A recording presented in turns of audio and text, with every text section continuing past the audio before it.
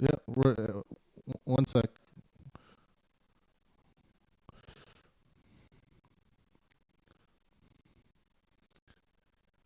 All right, all right, guys, we are live. Go ahead, John. It's yours.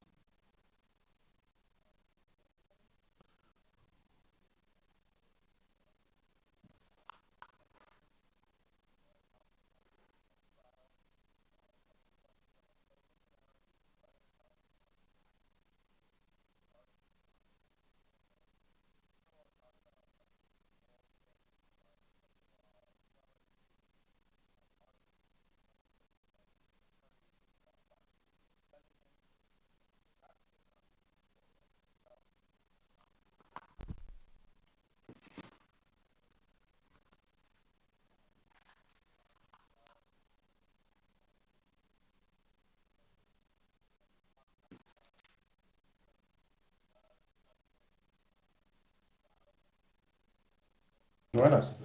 Um, so I can start with my own spiel, but I would really prefer for everyone else to give it a go first. So, what are you guys thinking? Do you think Rittenhouse is guilty of these charges? They're mostly homicide charges and reckless endangerment charges, if I remember correctly. Um, so yeah, Doolittle, if you want to throw your hat in the ring first, or anyone really, let's get it started. I think it's self-defense. Self-defense. All right, and why Yeah. So is yeah, that? Because because he was being attacked and running away, and he didn't start shooting unless people were actually attacking him. So I'm gonna play devil's advocate from the prosecution here because I have been watching their case. I'll play a little bit of devil's advocate. Um, Here's the thing. Rittenhouse was the guy who brought the gun, and he was the one kind of running around, stopping fires and obstructing people's Is it illegal to stop fires? behavior. It might make you forfeit your right to self defense. Apparently, if you're the How would one. putting out a fire forfeit your right to self-defense? Isn't that the most fundamental human right? Well, you see, this devil's advocate becomes very difficult when I believe that I'm wrong. So, I mean, I tend to agree. Okay. Lebowski, what do I you mean, think? it's hard to argue that putting out a Yeah, fire means yeah, that people can shoot at you or hit yeah. you in the Well, head with a skateboard or other kinds of bludgeoning instruments. yeah. Well, the argument from the prosecution is basically like, look, he put himself in a dangerous situation. He knew that obstructing these activities, even if they were illegal, would put him in danger and put him in people's sights. And And that's why he therefore, brought a gun, so yeah, that he they're could based. defend Well, himself in a dangerous that's situation. yeah. The That prosecution's doesn't argument. make it legal, Excuse me. right? Well, that doesn't necessarily make it legal, and I think that John was going with the devil's advocate position. Just because Yeah. he was in that position doesn't make it legal. Well, the people that attacked him did not attack him legally. Oh, of course, yeah, Like but if you of go course, if you go somewhere and you have a gun, that doesn't give the people who attack you the right to attack you. yes, Yeah, but that's that's contrary. the classic example of two wrongs don't make a right. Okay, carrying a gun isn't wrong. That's That's not a actually wrong in the United States of America. No, Doolittle. but That's it's just go ahead, John. It's all you, man. Sorry. um, that's actually it's actually contrary to prosecution's closing argument. Interestingly enough, they literally made the argument that the fact that he brought a gun meant that he forfeited his right to self defense because he was the only one who like brought a weapon. He was not I'm the only not person kidding. that brought a weapon. That's okay. Yeah, well, it was the biggest gun, so that's what they cared about. But I do think to Doolittle's point, like, or to what Doolittle's getting down to, like, so somebody if somebody brings a weapon to the commission of a crime, um, or somebody even brings a weapon to a situation where they know there is like a greater sense of danger if they bring that weapon into that situation, then they do forfeit that aspect. And this is something that's actually been established in American law before, right? So somebody can somebody can bring a weapon or like take aggressive actions in a certain situation where when they do so it negates their right of self-defense, right? So I don't think that's right. yeah, like an armed robber can't go into a bank and then claim self-defense when they shoot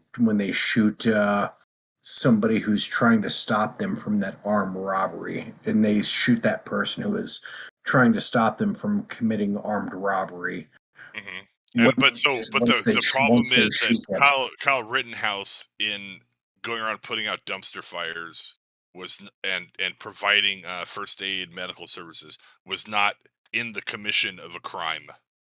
well, So if you bring not a necessarily. weapon, But that's what they're with trying the to. intention of committing a crime, using that weapon to Well, commit what, a crime, such what, as armed robbery, then what, that's using a weapon in the commission of a crime. That's not self-defense, and it's the oh person, no.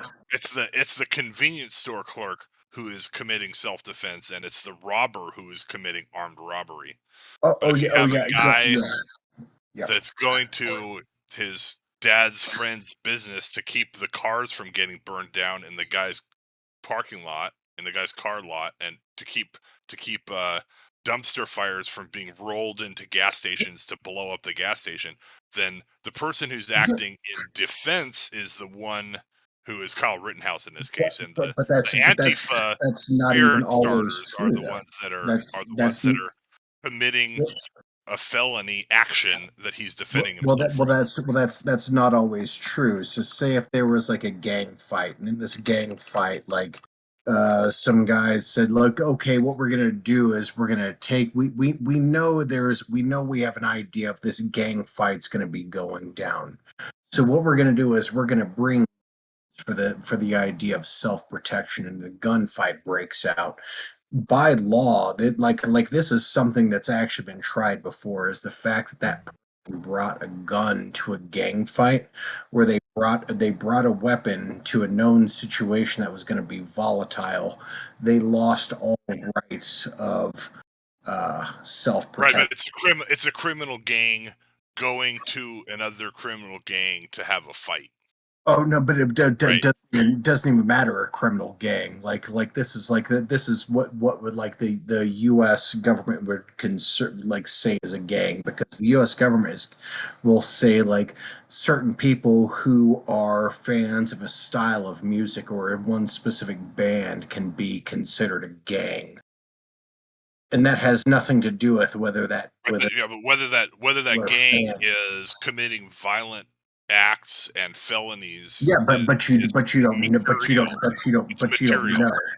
know. But You you know that know. the guys that Rittenhouse was hanging out with in the gas station were not there to commit felonies.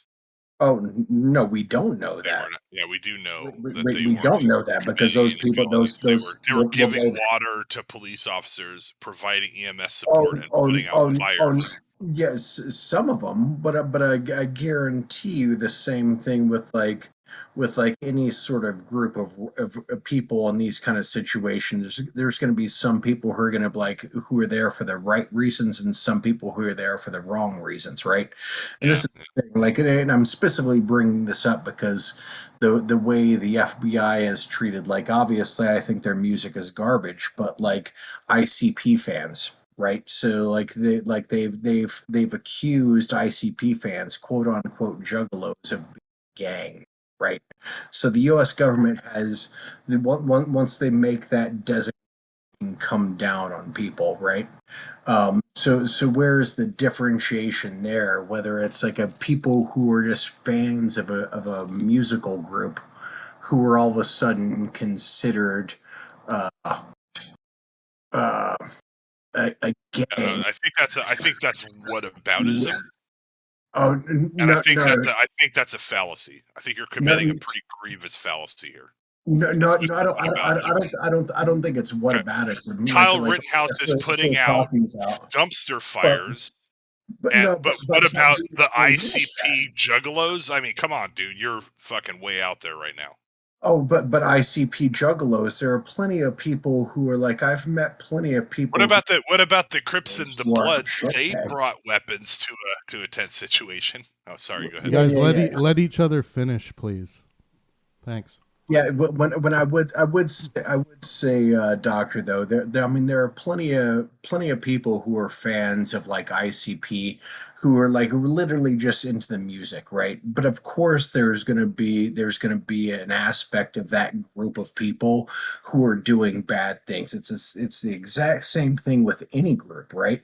So, and that's the thing. Like, if we can allow the U.S. government to say, okay, for this one group we're going to tie everybody to the bad behavior of this small minority of these people in this group, and everybody's going to be like, okay, yeah, because they're fucking juggalos, who cares? Like, why wouldn't that be okay to apply to everybody else? And if it's not, we shouldn't apply that to anybody. And that's my take. I don't think that should be being applied to any of these groups. That's where I was coming from. You don't think the right to self-defense should be applied to any groups? No, no, no, no. I'm saying like I don't think the government should be calling like any of these specific groups, whether they're ICP fans or BLM or fucking whatever group of like Save Well, Kenosha. it was Antifa, right? And then Yeah, yeah, some but citizen vigilantes that were defending their personal property.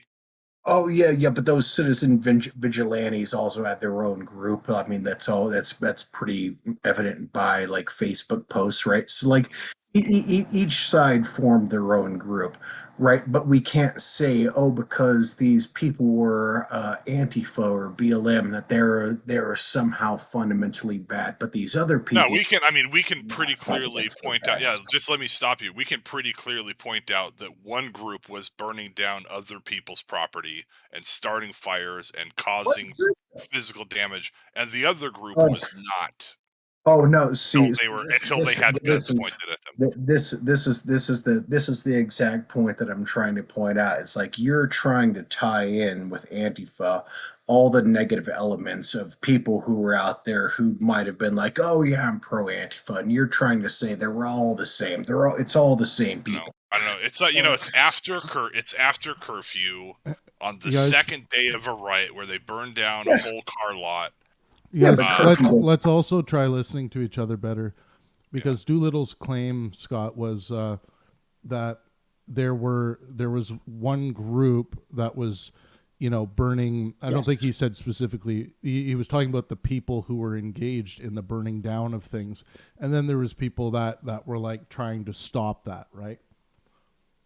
Yeah, yeah, but I do think doctor made this specific prescription of like you can't associate like one person with this specific group, right? So you could have a group of like pro like militia dudes who are like really out there to just like what they wanted to do is kill people, but we can't like I think it's completely irresponsible to say okay, that's who Kyle Rittenhouse Do you was. think? Yeah. It's the Do you same think there way. was people who wanted to kill people out there, or do you think it was people who wanted to, even if it was like a ridiculous Yeah. concept, protect someone's property because they wanted to, stand up Yes. against people who were Exactly.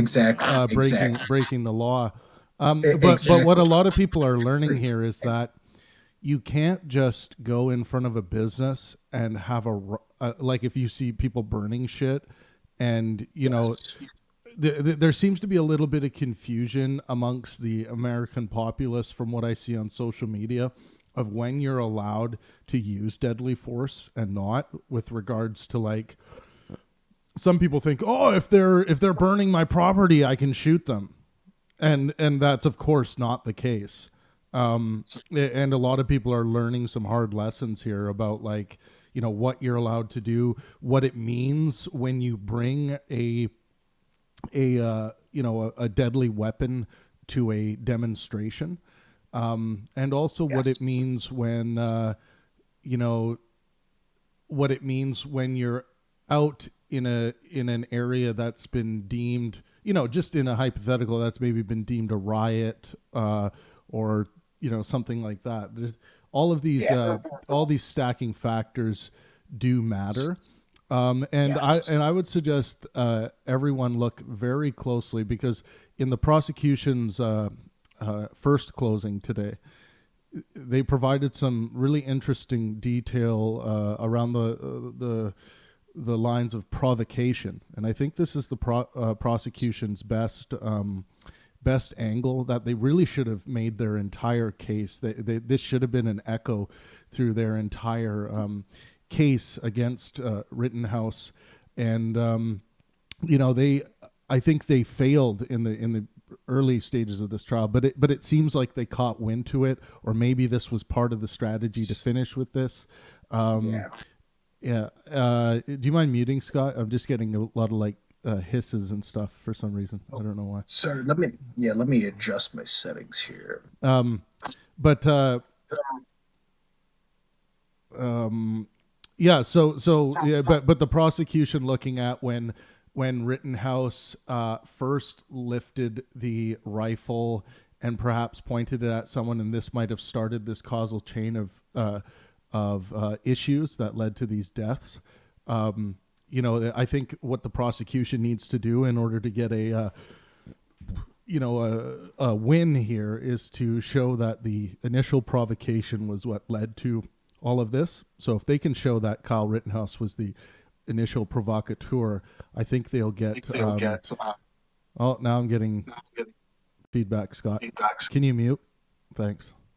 If they can show that there was this provocation that led to this, then I think they're going to win something here. I don't know what, but I think if they can't do that,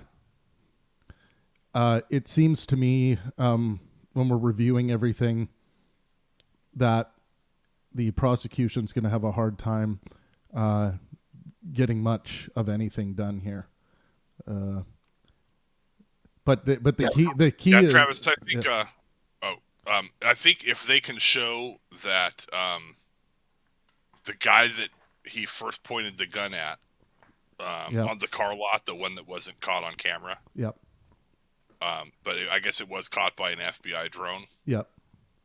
If they can show that guy that was on the car lot had a good reason to be there and was not engaging in, a repeat of the previous night's violence. Oh, but Kyle threatened the guy for a reason other than defense, that he could be charged with assault with a deadly weapon. Yep, because of course potentially a murder there.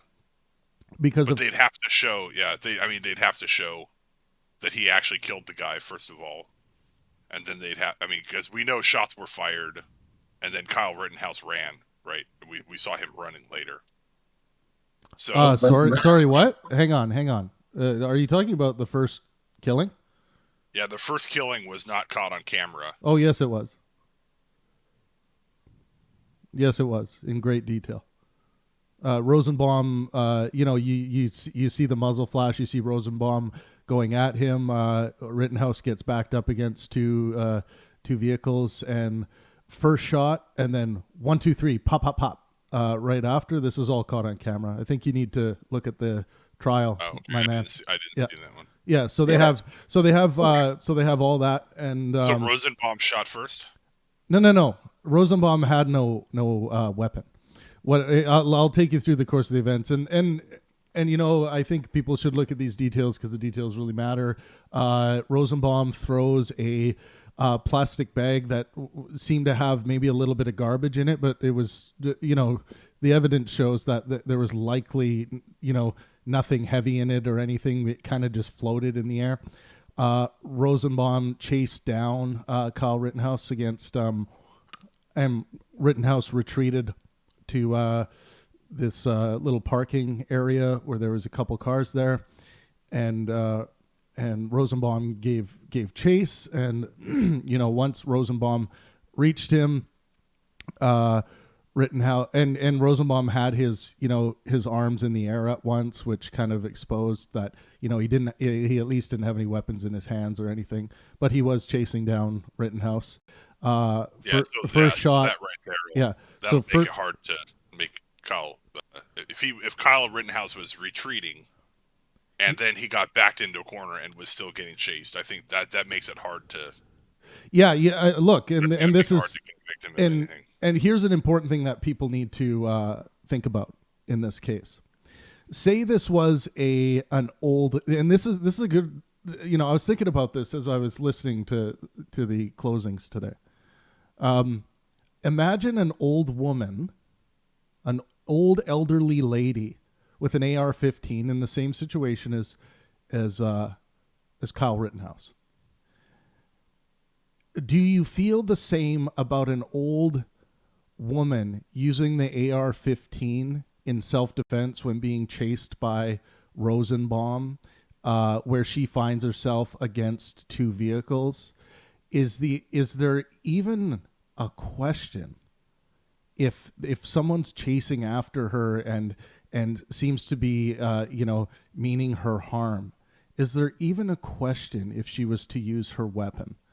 And people again are getting hung up on like how many shots were made, but AR-15, but of course 3 shots is kind of the standard. Yeah, like a 3 burst and then maybe a fourth, because what happened, the first shot hit Rosenbaum in the pelvis and basically dropped him instantly, but the following 3, the second shot was a shot that hit him in the hand, I believe. The third shot was the second shot was in the hand, I believe. The third shot was the kill shot in the back, and then there was a third ricochet off the skull. So they, it's I might have that order fucked up, but that was the order of how the shots hit. But it's something. It's a good thought experiment to think of how the jury. Hang on. I'm almost done. It's a good thought experiment to think about, like, if it was like an old woman who was like down there she wanted to be patriotic and she wanted to show that, like, maybe old people have something to say about all this violence and crime and things like that, and we don't like seeing our city burn. And let's say she had pointed and maybe even provoked some people with her gun, but then she was chased down and she shot Rosenbaum and killed him, just looking at the first killing. How would we feel about that? Are we feeling the same as in the situation with Kyle Rittenhouse? At what point are we going to say that a human being, if they're being chased down,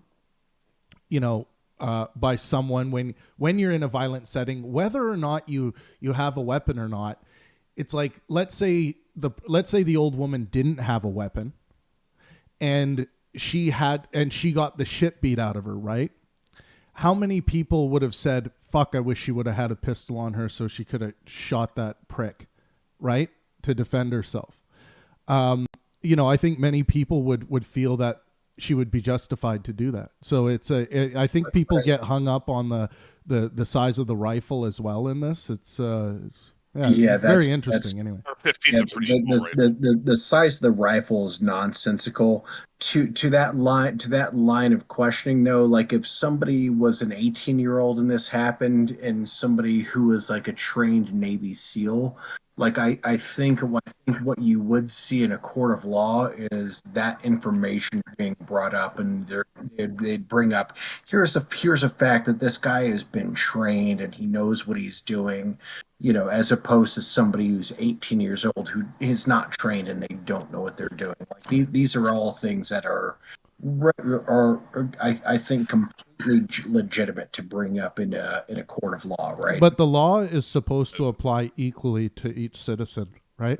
Oh no! But the law cannot apply equally to each citizen. The law applies equally to each situation, right? So Wait, hang on. Are you saying the law does not apply equally to each citizen? It does not. No, absolutely not. Yeah. This sort of the idea of, like, if somebody gets convicted of involuntary manslaughter versus like voluntary manslaughter, what we're talking about is intent at this point, right?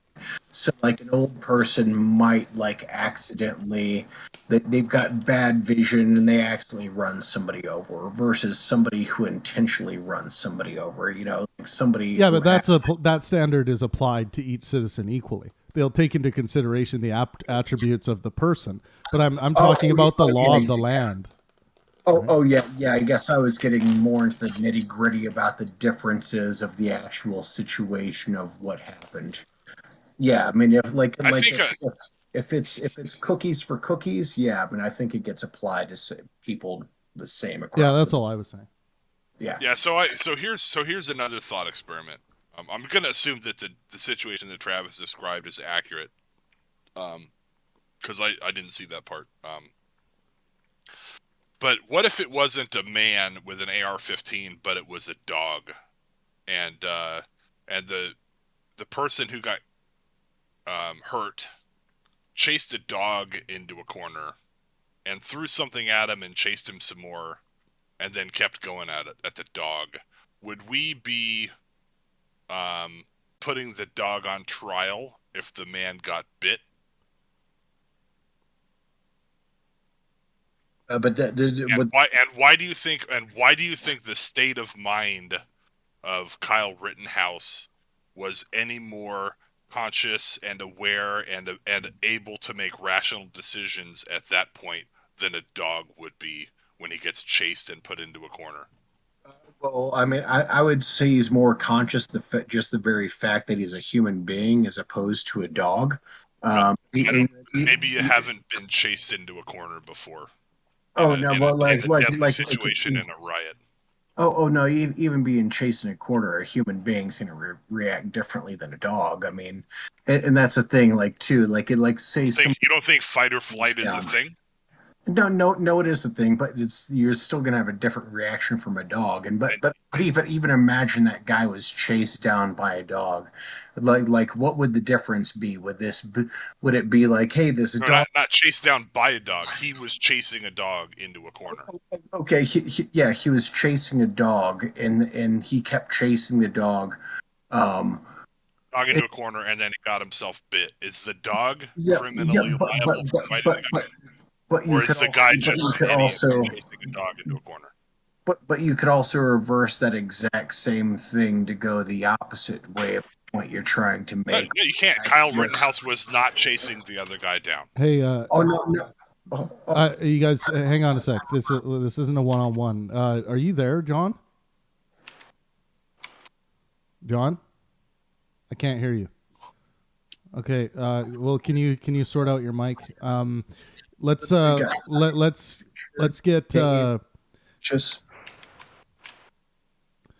let's get Consciousness. You're new to the game here. What do you think about the Rittenhouse case so far? Is he going to walk free? Do you think there's going to be some punishment? What do you think?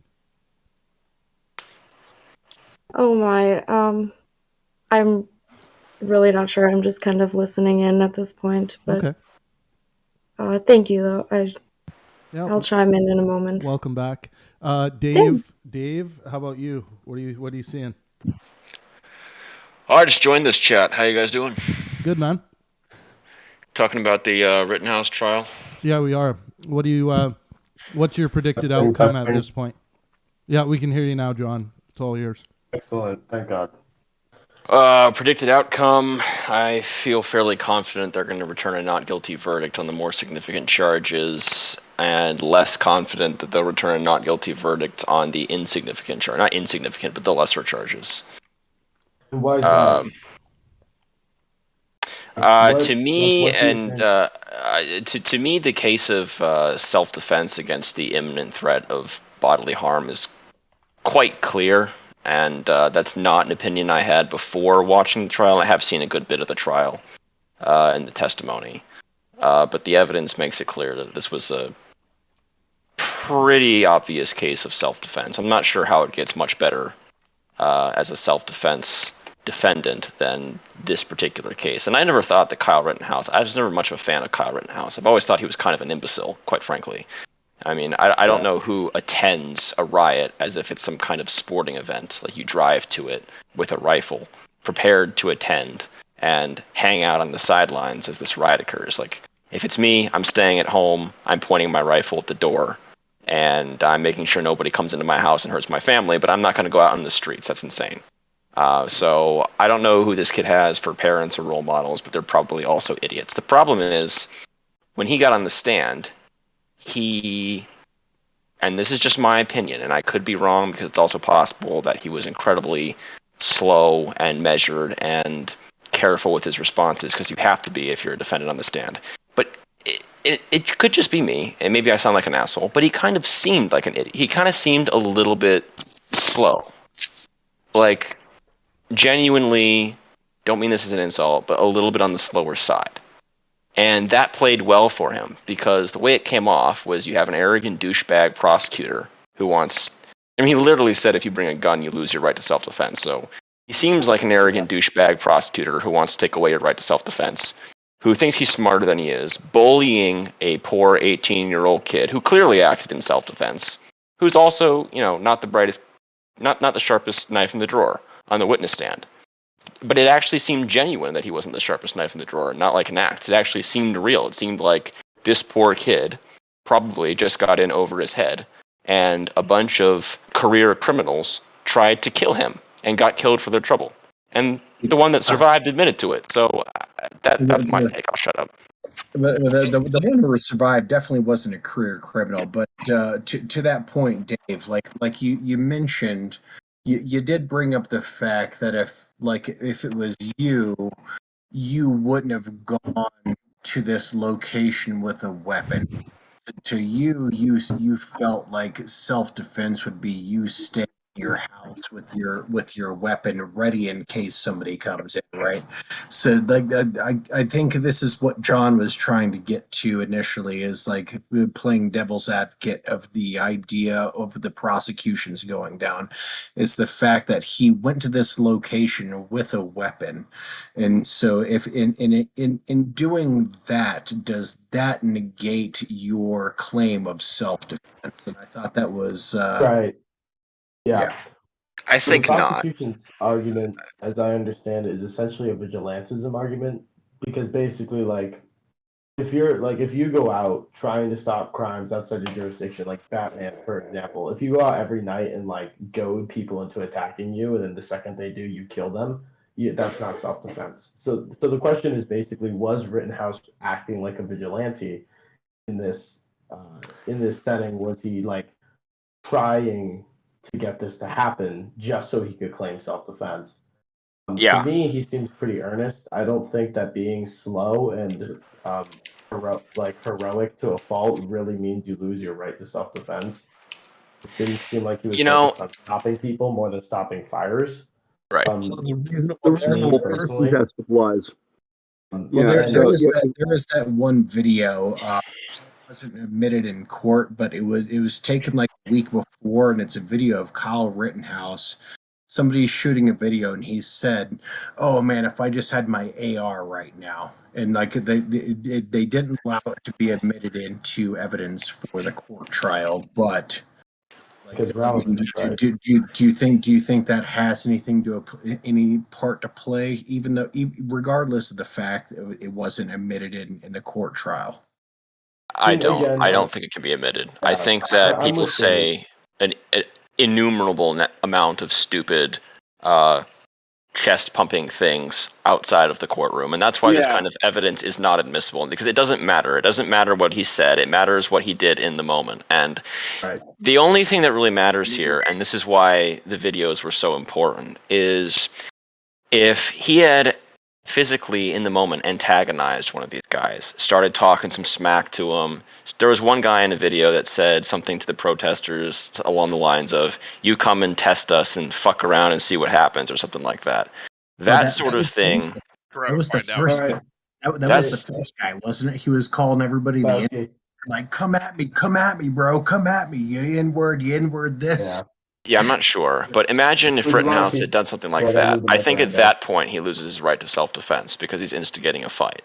But I don't think that you can say, and I don't think the law of Wisconsin provides, that general acts of, let's say, dim-wittedness, like being in the wrong place in the wrong time. If you're not doing anything antagonistic or illegal, just standing around holding a rifle is completely legal activity. And if he's not antagonizing anybody, there's really not much you can say in terms of instigating a conflict. If he had instigated a conflict, I think he loses his right to self-defense with whoever he instigated the concept. But I've not seen anything to that effect, quite frankly. Yeah, Loki.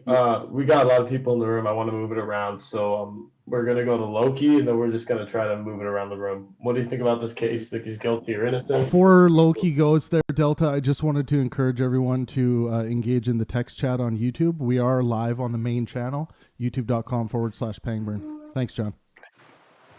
Okay. Loki, please give us your wisdom. A lot of What do you think about arguments this have been Rittenhouse tossed trial? around that How's the seem like they're more prosecution been emotional doing? than Is he legal. guilty?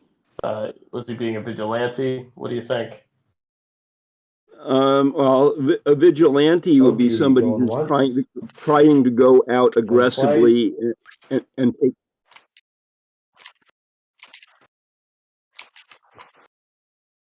Yeah, I'll hop out for a second. I'll come back. Okay, I don't think there is vigilantism per se, although it's clear Kyle had those attitudes. The vigilante would require trying to go out and target, killing people, as opposed to, what he did seem to do was set up some circumstances where he created avoidable risk that he was grossly, unqualified to handle, which is not surprising considering the complexities and the age of him. But his mother in a video expressed attitudes, valuing the police wannabe, dumbass kid as if it was desirable, and probably had been part of his indoctrination, to think in ways that were not healthy or lawful. But there's still. I suspect that he'll get nailed clearly on the last firearm charge. That the first degree murder charges were overcharging, and the prosecutor should have known that. But that whether he gets hit on any of the killings, depends on how you see a lot of facts that are somewhat messy. And it seems like there was a case that was made that people down the street who tried taking him out and stopping him knew of the shootings at the car dealership, even though his defense lawyers claim that didn't happen. But that was a weak case. So it's the kind of thing that's messy for a jury to wrestle with. The first killing, there's some evidence that, the guy he killed had a bag of medical supplies from a, psych admission. There's some evidence that the guy had a bag of stuff that was used to start fires and a chain that might have been picked up later. Interpreting that, being in the courtroom got a different presentation than those of us who've looked at media plus the trial did. And it'll be interesting to see how they decide that. It's the kind of issues that are very messy. But it's also interesting, both the prosecution and the defense, did some presentations that clarified issues of law that were right on target and people needed to think about more clearly than many do, but they both were lying through their asses trying to distort stuff at times too. The main prosecutor more than the others, but the assistants and the defense too. And so I wonder how the jury was reacting and how they will take and interpret feeling like, the judge didn't do well on certain key instructions, and the lawyers on both sides were obviously manipulating things. So I've mentioned before in some of the text discussion, it looks like Kyle was coached heavily. No surprise, when he's had counsel for a trial like that. But that if somebody had seen the prior news coverage and then looked at what was presented in court, it seems pretty obvious that some of it was fabricated and that his intent and views as testified under oath were not what he was thinking at the time of the incidents. What makes you say that? Why do you think his what makes you say that, man? That he had this idea of the police as a gang of thugs entitled to go around beating up people they didn't like, including things like that, the black shoplifter at the drugstore, or, the comments his mother made, but also some of the reports and discussion in the media of what he said in interviews, right before and right after the incidents. Seems like he, thought that, he was entitled to use force in ways that he's not. And that he also had a very scrambled attitude about the wisdom of engaging in ways that, attract rather than try to avoid, shootings. Good stuff, Loki. But thanks for chiming in. There's a million people, so I'm going to try to get Yep. to everybody.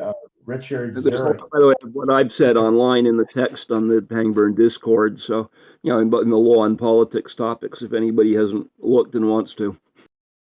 Yes, your contributions in the text chat are quite legendary. So I encourage everybody to go look at those. Zurich, actually, sorry, brief thing. I'm pretty sure the judge dismissed the gun charge today, like him illegally having it. I'm not sure, but I think that happens. So it's possible that he doesn't get nailed on that. I'll look at that for you, though, Loki. There was a charge that was dismissed, but where the prosecution, arguably from sloppiness or just not wanting to bother, given the more serious ones, just didn't present evidence of it. I don't think that was the firearm charge, which was the one before that in the list of counts. No, there was two. I know the curfew got dropped early on. The gun charge got dropped today. I'm looking at it now. Oh, okay. Zurich, I want to get your take on this, though, man. You've been sitting in here for a while. What do you think? Yeah, I'll have to pass because I've not been in the news media really, and so I don't know any details through my own research. So I'm just chilling in here. All right, no worries. If you want to chime in at any point, just pipe up and I'll let you in. I'm gonna hop over to Pax Paratium, I believe is how it's pronounced. I don't know. What do you think, man, about the Rittenhouse trial? Guilty, not guilty? What do you take? Nothing. Going once. I think he's probably innocent. All right, short and sweet. I like it. I'm gonna jump over to Neurotic Shrimp because he's the only other one with a face cam, and I respect that. So, hey man, how you doing? What do you think? Yeah, about like this whole, I've been watching the trial just like on my phone. The prosecutor, like I hate the guy, but like he's scary good at making his point. There's two prosecutors. One of them is as soft as it gets, and he's not very articulate, and he's like stumbling his ideas. But the other prosecutor, the one that looks like an asshole, and he's like scary good at making arguments. And I think that Rittenhouse was acting self-defense in that he should get off, but like that prosecutor like doesn't leave anything untouched, and he'll play dirty, and like he does not leave any loose ends, and like he's harsh from what I saw. So like I'm curious to see how it goes out. Sorry? Iron Man 2. He looks like Justin Hammer from Iron Man 2. It's something I know. Yeah, he kind of does. He kind of does. So I'm curious to see how it goes. Like, I think it was self-defense. I think it's stupid for him to be there. I don't think he should be like there with a gun. But in America, you're allowed to do that kind of stuff. And then he acted in self-defense. Although I don't think he should have been there. Does anyone want to push back on that? Because I want to get to everybody, but I also want to make sure we're not repeating.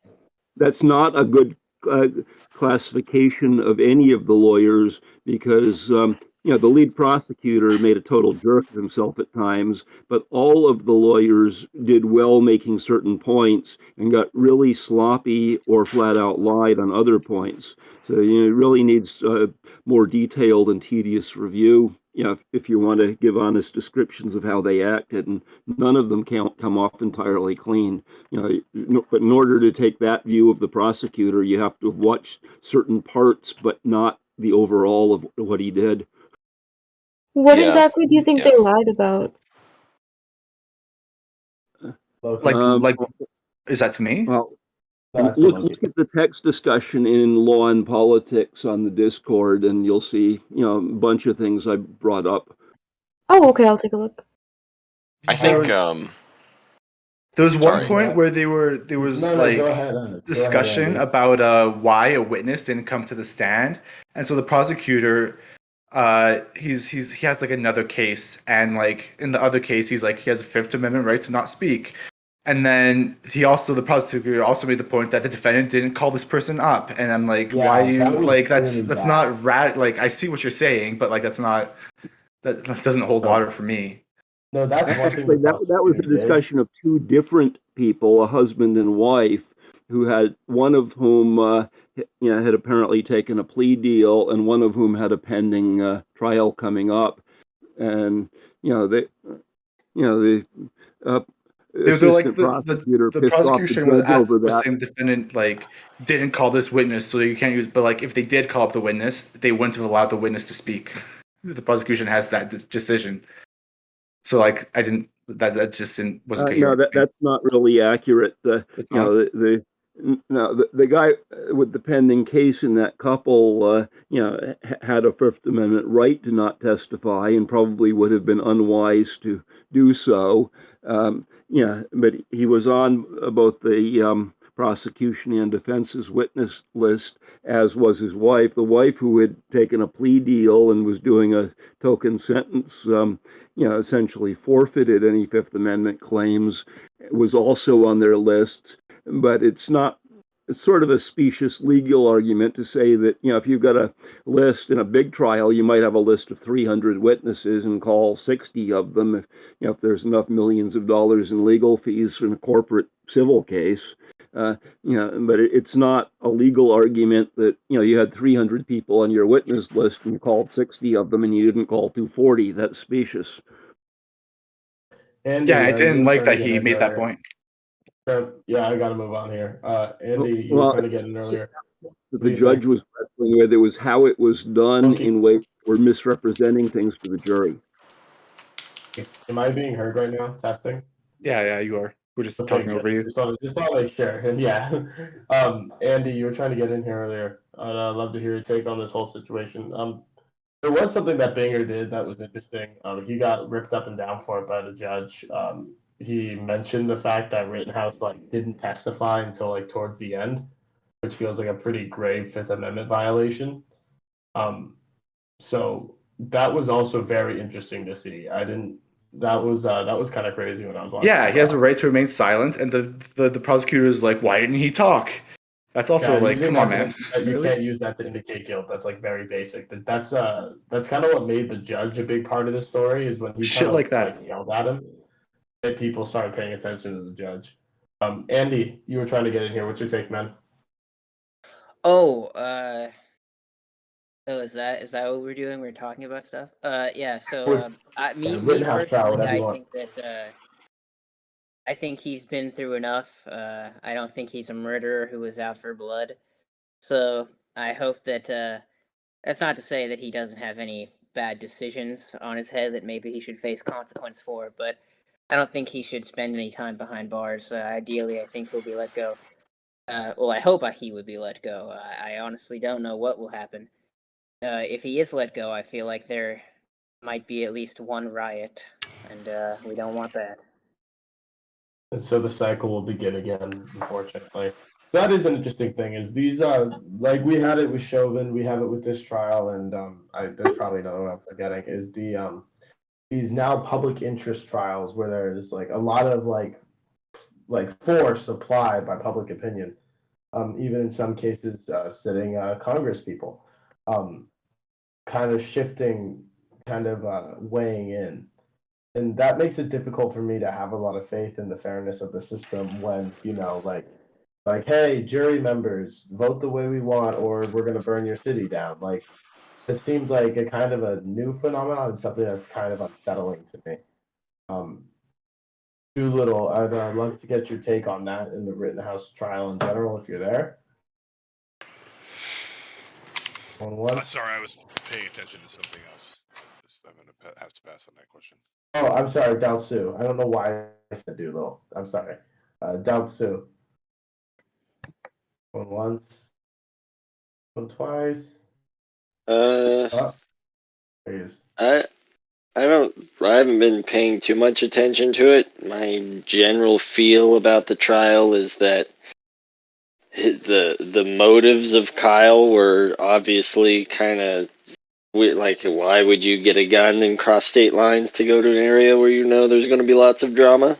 So like, I don't think it would be wrong to get him with something if there's something illegal that he did, but I don't think he necessarily broke any laws unless he had an unregistered gun or something like that.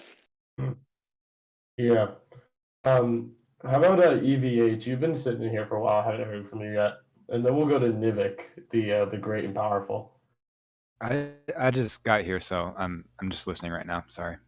All right, fair enough. Nivik, how about you, man? Great and powerful. Great and powerful.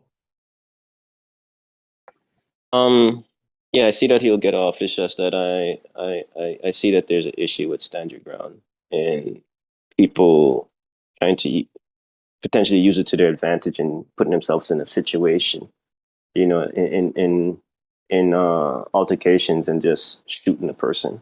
It's kind of like a way of getting away with murder. You say that Rittenhouse's activities count as that, putting out fires, EMS work, and defending running around trying to defend properties. Would you consider that like vigilantism, where you're like trying to, like, would that match your description? Do you think? Civic? I wasn't really following the trial. But like what everybody was saying in the Discord, like you're putting yourself in a volatile situation, and it goes back to the debating where people are questioning stand your ground and putting your and having you could, like, it's like you getting it's almost as if you instigate a situation to shoot to just all of a sudden just shoot a person, and then you can get off claiming self-defense. So do you think he was instigating? Yeah, that's the question. No. Things worked out in a way where I believe he'll just get off. But I mean, of course he was instigating. Yes, he was instigating. Oh, he left the property. He left the property that he crossed state lines to go defend. He was carrying an assault rifle that was not his. He pointed it at numerous individuals. Your characterization of him practicing as a firefighter or a medic is bogus because he's not trained in any of that. He's only had gauze. He gave gauze to one person, so he's a medic. He was a so lifeguard. Those so characterizations are not fair. And then With when he's respect, pointing a rifle at someone, is he provoking action? Yes. Which goes to the question: if somebody would have shot him, they would have gotten off too. No, they would. With respect, the Why not? extent to which he was misrepresenting his qualifications as someone qualified to give people first aid honestly, is why not not? relevant Why not? in any capacity. I mean, it has nothing to do with whether or not he was instigating anything. It's just not. It has nothing to do with it. Why would he not get off? Why would he not get off if he would have got shot? John just characterized this individual as providing a service to the community. No other medic out there, no trained medic out there had an AR-15 that he was pointing in people's faces. That didn't occur. So characterizing this individual, who he was touting himself as a medic, is obviously false. I think My question wasn't asked why he wouldn't get off if he wouldn't got shot. Answer the question: why he wouldn't got off if he wouldn't gotten shot? Because look up the standards of self-defense in law. Go ahead. There's a fair amount on some of the standards, that's either posted in or linked from Law and Politics if you want to read through that mess, and an awful lot more online. But, in public at a place outside his own home, he has a duty to flee if he's able to avoid encounters. And in the first shooting, it would seem that he intentionally put himself in harm's way, but under circumstances where, depending on how you interpret some key facts that can be seen different ways, he might have been defending an assault or might have been perpetrating one. And there are facts that indicate either way. Then down the street, there are also conflicted facts open to interpretation that he was either assaulted by people in a mob of rioters and was legitimately defending himself, or he was being pursued by people in the mob who knew that he had shot someone and seemed to be attempting to flee, and they were trying to detain and disarm him, and for police, and if that is true, what they were doing is legal, and his prior actions forfeited any legitimate claim to self-defense to stop that. And depending on how that stacks up, and it's sort of messy as to what the facts support, he may or may not have been in a position of self-defense, either in the first car dealer situation or down the road. Another thing that's interesting that I did not know until the trial is that apparently the car dealership emptied out the tools from their garage, emptied out the vehicles off the lot, so that there was not an occupied building or even a lot of property to defend, just a largely emptied out building.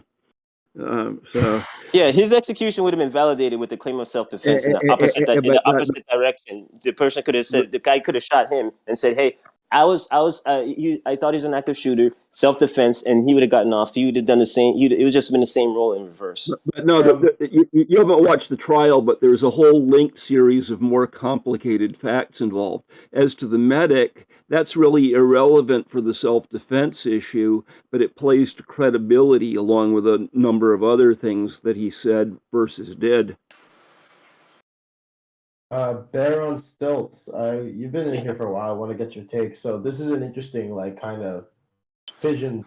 That might not be the word. A conflict point is whether or not Rittenhouse was the aggressor. Now, my understanding was that he fled at nearly every opportunity, which makes it hard for me to believe that he was the aggressor. But Nivik is saying that apparently he was pointing his weapon in people's faces. I was not aware of this. I was not aware of this. He wasn't going around randomly doing that, but I'm saying if he would have gotten shot, they could have done the same claim of self-defense back at him and gotten off the same way because I'm not running. sure that. Wait. How can you said that? I said that. Hey, it's Bear's turn. Edwards will go to you next. How can you not consider Kyle Rittenhouse the aggressor when he armed himself and moved to an event which he publicly and notably ideologically disagrees with and then killed 3 people? Because he was there not to kill 3 people. He was there to defend. Why was he armed? Why was he armed?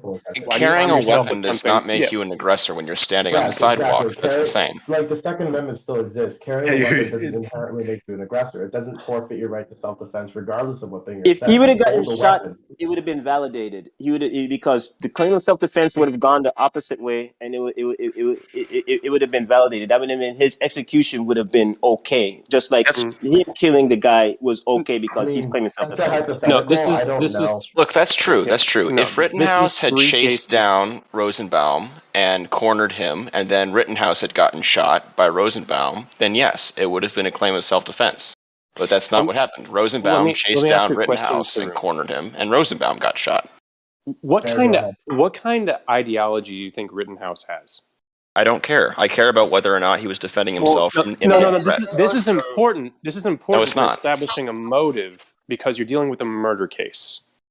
Yeah. The only elements that matter. The only elements that matter in a self-defense case are whether or not. One at a time. Active shooters get run down and get shot and killed, and people get away with it. Like if some active shooter went into a school and started shooting people, and somebody ran him down and killed him, then they can go, oh, he was moving away from the attacker. When they shot him, no, it would have been killing him to prevent another death. Dave? Maybe so. Can I ask Bill? Oh yeah, go ahead, Richard. Yeah, so I mean, I understand that. Okay, Rittenhouse had an ideology that was against the event he was going to. That he brought a gun that he had maybe vigilante tendencies, but maybe not. But at what point did he intend to kill people? Before he even left. Because I disagree with that. Like, do you think in his mind he left with the intent of, I am not like maybe not Yes. this, but I'm not coming back. Yeah, And so I I'll think kill- I think you. so you have to demonstrate that to me. So if You you bump play. if you bump into a Sam, wait your person and turn. shoot them, could you shoot them for It's not self-defense if you Nivik, bump into a person? Nivik, wait your turn. Richard, keep going until you're done. You done? Yeah. I just said the proof that I've seen so far is not sufficient. That Okay, list sure. and anything else. Yeah. So this is a question to Nivik and Bear, whoever wants to take it. If you Yeah. believe that Rittenhouse went there with the intent to hurt people, what evidence do you have for that notion? Why do you think that's the case? Is it literally just because he brought a gun and went there? Is that the entirety of the evidence? Or Yeah. is there more that I'm not aware of? The evidence is he fits the exact profile of someone who clearly ideologically disagrees with the demonstrators. And then he armed himself intentionally and traveled to where these people he disagrees with are. And then he killed 3 people. There are 3 dead people. Okay, That's the evidence. I'm confused though. Why does that? Why does that? Why did he? Why, if that's the case, why did he not get out of his car the minute he got there and begin a mass shooting? Because that would be behavior that is more befitting of the motivation you're describing than of what I've heard he's actually done. I have a response. That is irrelevant but answerable anyway. It's answerable because he might have been scared or a coward. I'd like to chime. I think it's relevant. Where do you draw the line in killing somebody? If they bump into you, can you kill a person for self-defense? Evidently, if you ideologically disagree with the left and you murder them, you're okay under U.S. law. That's pretty much it. Yeah. No. Hold on. No. I think. Look, I think that it's not Dave, fair. go ahead. Yeah, I think that it's definitely not fair to infer from the fact that he had an opposing political ideology and he went to the riot with a firearm to infer that that means that his intention was to kill people. I don't think that's... Hold on. I don't think that that's fair, and here's why. I think that it's just as plausible that he thought to himself, you know what, I'm not going to let my city be burned down. I'm going to go there. I'm going to be peaceful. I'm just going to put out the fires that people start. And just in case some lunatic decides to attack me for putting out the fires, or just in case, for any other reason, some lunatic decides to attack me, I'm just going to bring my gun just in case, or to ward off people that might get an idea of attacking me for putting out the fires. And in that case, my intention is just to put out the fires people are starting. He didn't bring a fire extinguisher. He brought a gun. Yes, and what I'm saying is it's not fair to infer from just the fact that he brought the gun that means that he wanted to kill people with it. What it could mean is that he meant to put out. No, it's definitely not, because the people carry guns all the time for any number of reasons. There's a bunch of rowdy Ku Klux Klans guys. I'm a radical Islamist, and I'm gonna go over there, and I'm gonna bring my firearm. I have. Because there's some major technical points of fact there, hold though. on. Richard, Loki, hold on. Richard first, then you, and then I got. Someone said that the gun was not his. Whose was it, and how did he obtain it? I think there was a friend of his, but the gun charge has been dropped, so it barely matters. I don't personally. Right, but I guess like the reason why I asked that is like that could provide a key as to the motivation of why he was bringing the gun, right? Because I feel like because I could totally put myself in that guy's shoes. So, like, you bring the gun, you could bring it as a joke, but I don't think that's not why he did it. He was almost doing it to play the part of what? Like play the part of something, but the part he was playing was not someone with the intent to murder. He's a vigilante. Okay, so it seems to me white knighting. He's an ideologically motivated vigilante who murdered 3 people. Like, That I was don't know how more clear cut you can get. Okay, hold on. No, So we got two murder theories here. requires an intent to do those killings, and it's pretty clear that that is not the case. It might have been some form of manslaughter or homicide below Right. that, but Exactly. yeah, it was a straw man purchase firearm that he didn't bring with him. He had an adult friend. He was not old enough to legally buy a firearm. It was a straw man purchase where an adult friend bought and was holding the rifle for him. And let him, take it out. But it was already in that state. He didn't have it at home or bring it, and he couldn't buy it himself, which also reflects on why he's too immature to have been in the position he was. He couldn't be hired to guard a commercial property because he's not old enough to be hireable for dangerous activity. And he was required, though, when he went armed, to act as a reasonable person, which is a lawyer term of art that's incredibly self-contradictory and confusing. I don't think he's mature enough to have understood. But To be fair, in though, no way was it murder, because that, by definition, requires intent that he didn't have.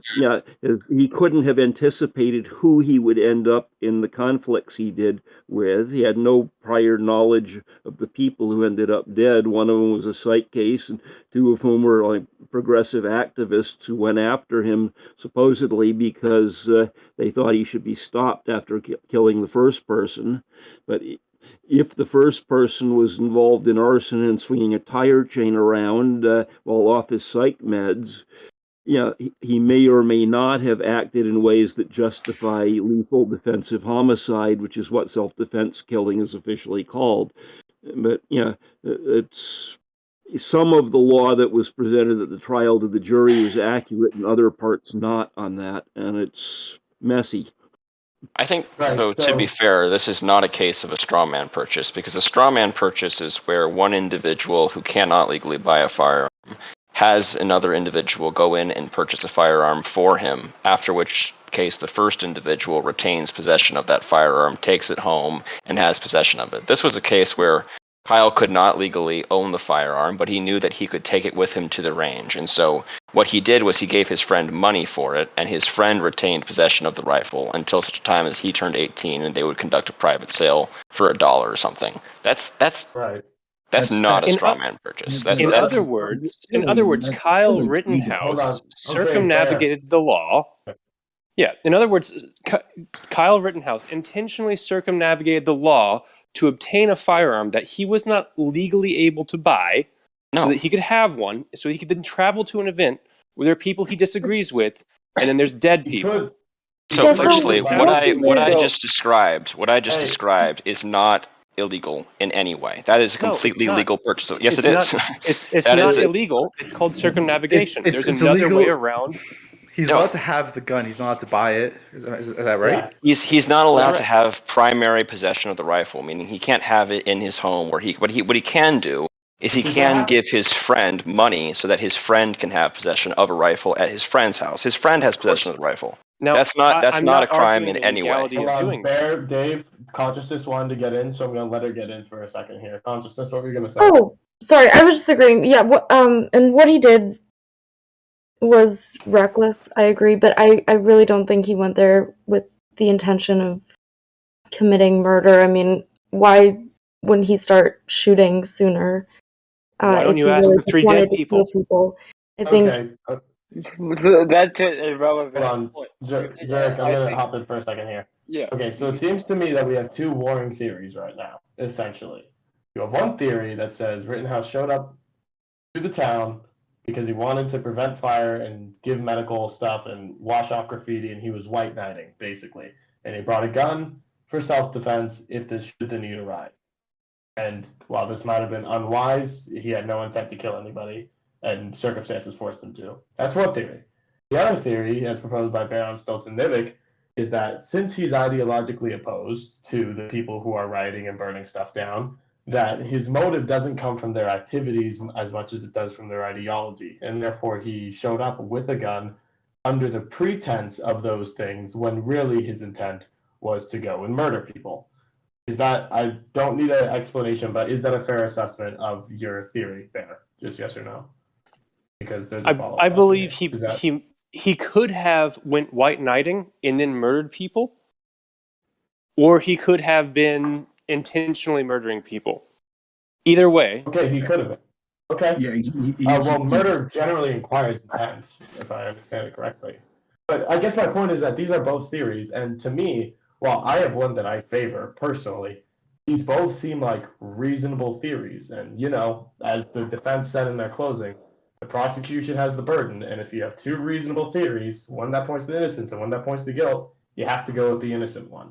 And that's why I think he should go free. Because while Bear's theory is certainly possible and certainly reasonable, it's not the only reasonable theory, which means the prosecution failed to meet their burden, which means he should go free and he's innocent of the charges. I Now, agree. It's not so beyond a I reasonable do. doubt. Whoa. Go ahead, Conscious. Go ahead, Conscious. Oh, yeah, it might be reasonable, but you can't say it's beyond a reasonable doubt that. So that's kind of where I stand as far as the technical legal stuff goes. Well, Where do you? I do think there's a third route there. Like he could have, I see. like obviously I think everybody can realize he didn't go there to specifically kill somebody, right? He might have been white knighting and something happened and it resolved and it resulted in self-defense. There is another option though where he was just negligent, the same way somebody who's like reading their cell phone and they end up like hitting somebody in a crosswalk. Like that, just because the fact that they are reading their cell phone when they hit this person going through a crosswalk, that doesn't alleviate them from the punishment of their actions, right? And to me, I see like that's the way I see this case is like regardless of everything else that was going on, he did take certain actions that I think everybody here has agreed with that were particularly negligent. Like he shouldn't have been there. He shouldn't have done this. Like in the result of his behavior in that way ended up with people being dead, right? And so the same way somebody who was like, oh, I was just trying to respond to my girlfriend on because I got a text message and they end up like plowing into some person through a crosswalk, they would still have to face criminal charges. It would be different criminal charges than if you intentionally ran somebody over, right? But there would still be criminal charges. Right, and I completely agree with that, but I'm still curious as to why Bear holds this very strong claim about the intention of Rittenhouse. Like to the point where I'm curious, and I ask Bear this, or I ask you, like, do you think Rittenhouse intentionally manipulated the scenario that he intentionally was looking for scenarios where he could get off of plausible deniability? Like, was that how deep his intention That's not went? the way the law works on this. Self-defense is essentially an affirmative defense. That you're not criminally guilty for specific defined reasons when you have done something that would otherwise be criminal, in this case, seriously criminal. The first degree murder charges are absurd because in a riot with a chaotic situation and people you don't know, it's pretty much impossible for him to have gone there with intent to kill them the way it played out. Exactly. But in some other lesser degree of homicide, yeah, he clearly did that. The facts are undeniable. But does he have an affirmative defense that it was justifiable under the self-defense position, which is a bit complicated because it involves some lawyer terms of art like reasonable person's judgment. And, in a criminal trial that has this strong preponderance of the evidence standard of proof, and other than that reasonable person affirmative defense test, the burden of showing that he did something that would otherwise have been beyond the preponderance of evidence that he shot and killed people is undeniable. and well proven. Yeah, but the standards for self-defense, unfortunately, have been highly politicized, are a mess among different courts and states, and in this case, have some facts that can be interpreted in different ways that um, are not quite the same legal tests as for the straight up criminal guilt if it were not that kind of issue. What point a self-defense argument fly and not fly? I mean, like, if you would have shot, if Rittenhouse, if it would have been flipped, Rittenhouse got shot. Hypothetically, the argument would have said, well, hey, that guy was in fear. He thought he was an active shooter, and gotten off. That meant his death. His execution would have been invalidated. Then, potentially. Lebowski, hold on. The question there would basically be: would the person be reasonable in their fear of Rittenhouse? That would be the question. And in Rittenhouse's case, he was being chased. That, to me, seems somewhat reasonable. It's not. My point is about putting yourself in a situation, in like where do you draw the line with self-defense? You bump into a person, you shoot him, and you cry that you were in danger of your life. So what evidence? The line specifically is there has to be an imminent risk of either death or serious bodily harm.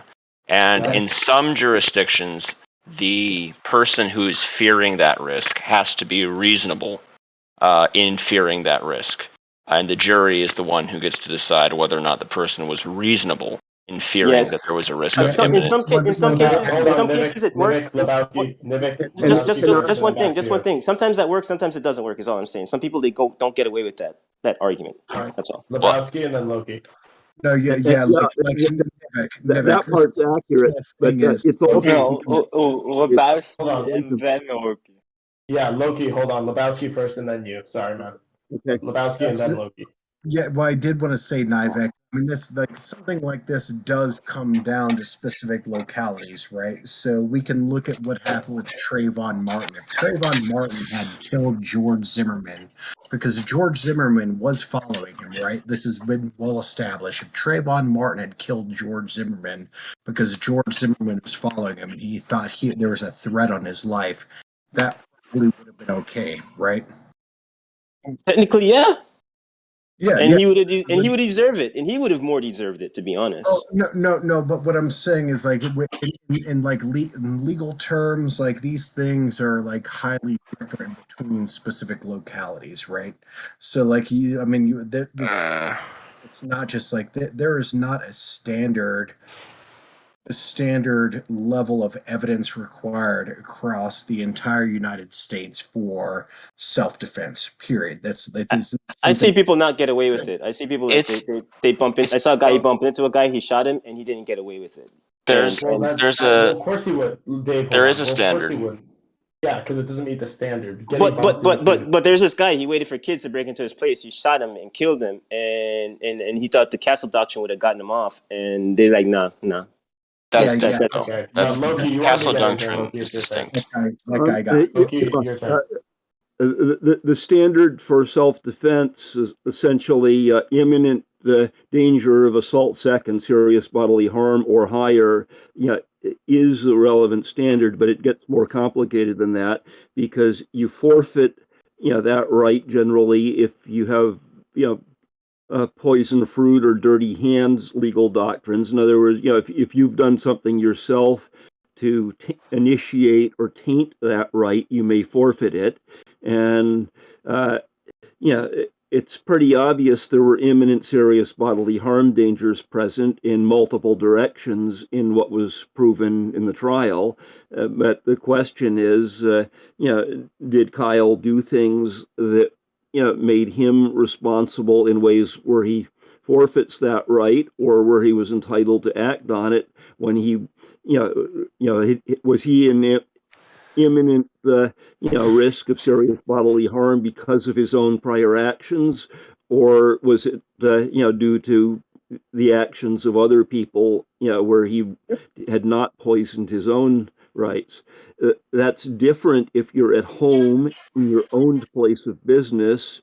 And what varies among states are things like if you're in the curtilage of your home, if you're on your lawn, if you're in your attached or unattached garage versus your house proper, that may vary a lot. If you're an employee of a business versus the owner of a business, or if you're in a business that does mobile field work, the law among states is all over the place.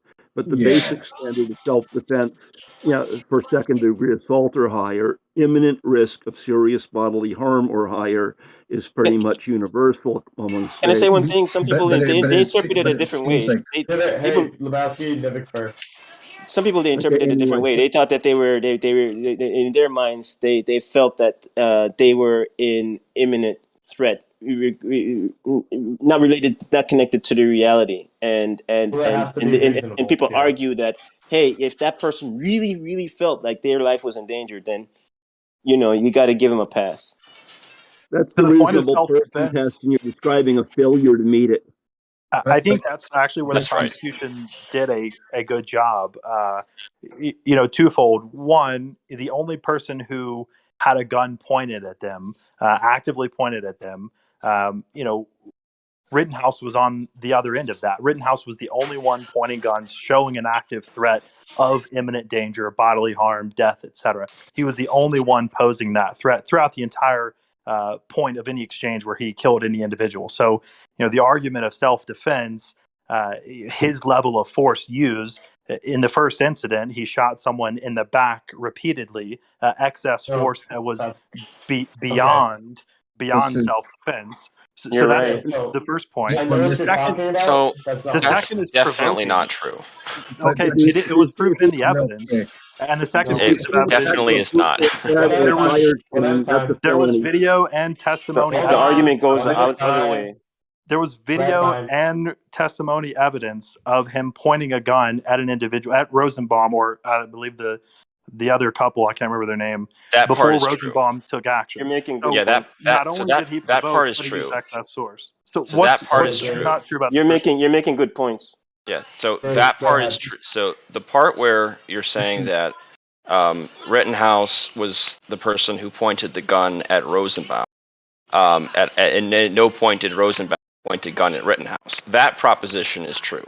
But the part that's false is where you say that, therefore, Rittenhouse was the only one who posed a threat of imminent bodily harm or death to Rosenbaum. That part is false. Because a person who has told you beforehand that they are going to kill you later on in the evening if they get you alone, and is now in the act of sprinting at you, running you down, and then tries to take your firearm, that is absolutely a threat of imminent bodily harm. And the question over whether it is or isn't is up to the jury. The jury is going to get to decide whether or not Kyle Rittenhouse was reasonable in fearing for his life when a man who had threatened verbally to kill him not an hour before chased him into a corner and tried to wrench his gun away from his grasp. You can't just say that, you can't just say that therefore Rittenhouse was the only one who was presenting a threat. That's just not true. Rosenbaum went in distance. He would not have been able to tell. It was hours later, hundreds of people there. There was the ability of Rittenhouse to be able to identify that individual. It was unlikely at best. But Lebowski, you go. like Dave, to that point, it's like, so what metric are you using? So you say whether somebody said this to Kyle Rittenhouse before. Earlier we brought up something, and I believe you said, yeah, but people talk shit all the time, right? And that doesn't mean we know what they're actually going to do. So yeah. How in that situation do we know that fucking that dude wasn't just talking shit, right? And and that's a thing, because like what I is because like a couple days before, there's a video of Kyle Rittenhouse and there's a video of him like watching people coming out of like looting. And he says, "Oh, if I just had my AR-15." And everybody knows what that means. He's making the statement, if I had my AR-15, I'd just take care of these dudes right here. Right? So if that's inadmissible, and So that in that situation, he's just full of guff. Like correct. why in the situation of this other dude is he not just being full of guff? So here's why. Okay. So if you're absolutely right. If someone just looked at me and told me, "I'm going to kill you if I get you alone," and that was testified by multiple independent witnesses. So I'm going to take that as reasonable fact at this point. If somebody looks at me and tells me, "I'm going to kill you if I get you alone," I'm just going to kind of shrug it off. I'm not going to shoot them. I'm going to ignore them, but I am going to keep an eye on the rest of the night, and I'm going to make sure that they don't get me alone. I think that's reasonable. Now, if later in the night, for some reason, they do get me alone, and they start running at me, and I start running away, sprinting away, and they continue to chase me. Now I'm kind of worried because this person's told me that their intention is to kill me, and they're now running at me, and I'm trying to get away, and they're not. Now, I still might not fire, and Kyle still didn't fire. He just tried to brandish the weapon. It pointed at him, tried to scare him off without hurting him, but that didn't work. Now, if that person catches up to me because they're more physically fit, and they try to wrench away my lethal weapon, now I might have to pull the trigger because that might be the only thing I have left available. This isn't just a case where somebody said something kind of stupid and got shot. This is a case where an intention was backed up by repeated action, despite the fact that the victim was trying to run away. And I just have one follow up question for that then. So if that's the case, and Rosenbaum did say that to Kyle, why didn't Kyle just retreat and not be in that area anymore? Right? Well, I think what happened was Rosenbaum, I think the witnesses testified that it was about somewhere less than an hour beforehand. Rosenbaum had looked at Kyle and somebody else and said, "If I get you alone later, I can kill you." And then it was an hour later that videos of Kyle running away and Rosenbaum chasing him down until he gets him in the range and grabs his gun and tries to take it from him. I don't know what else you can do at that point except pull the trigger in self-defense.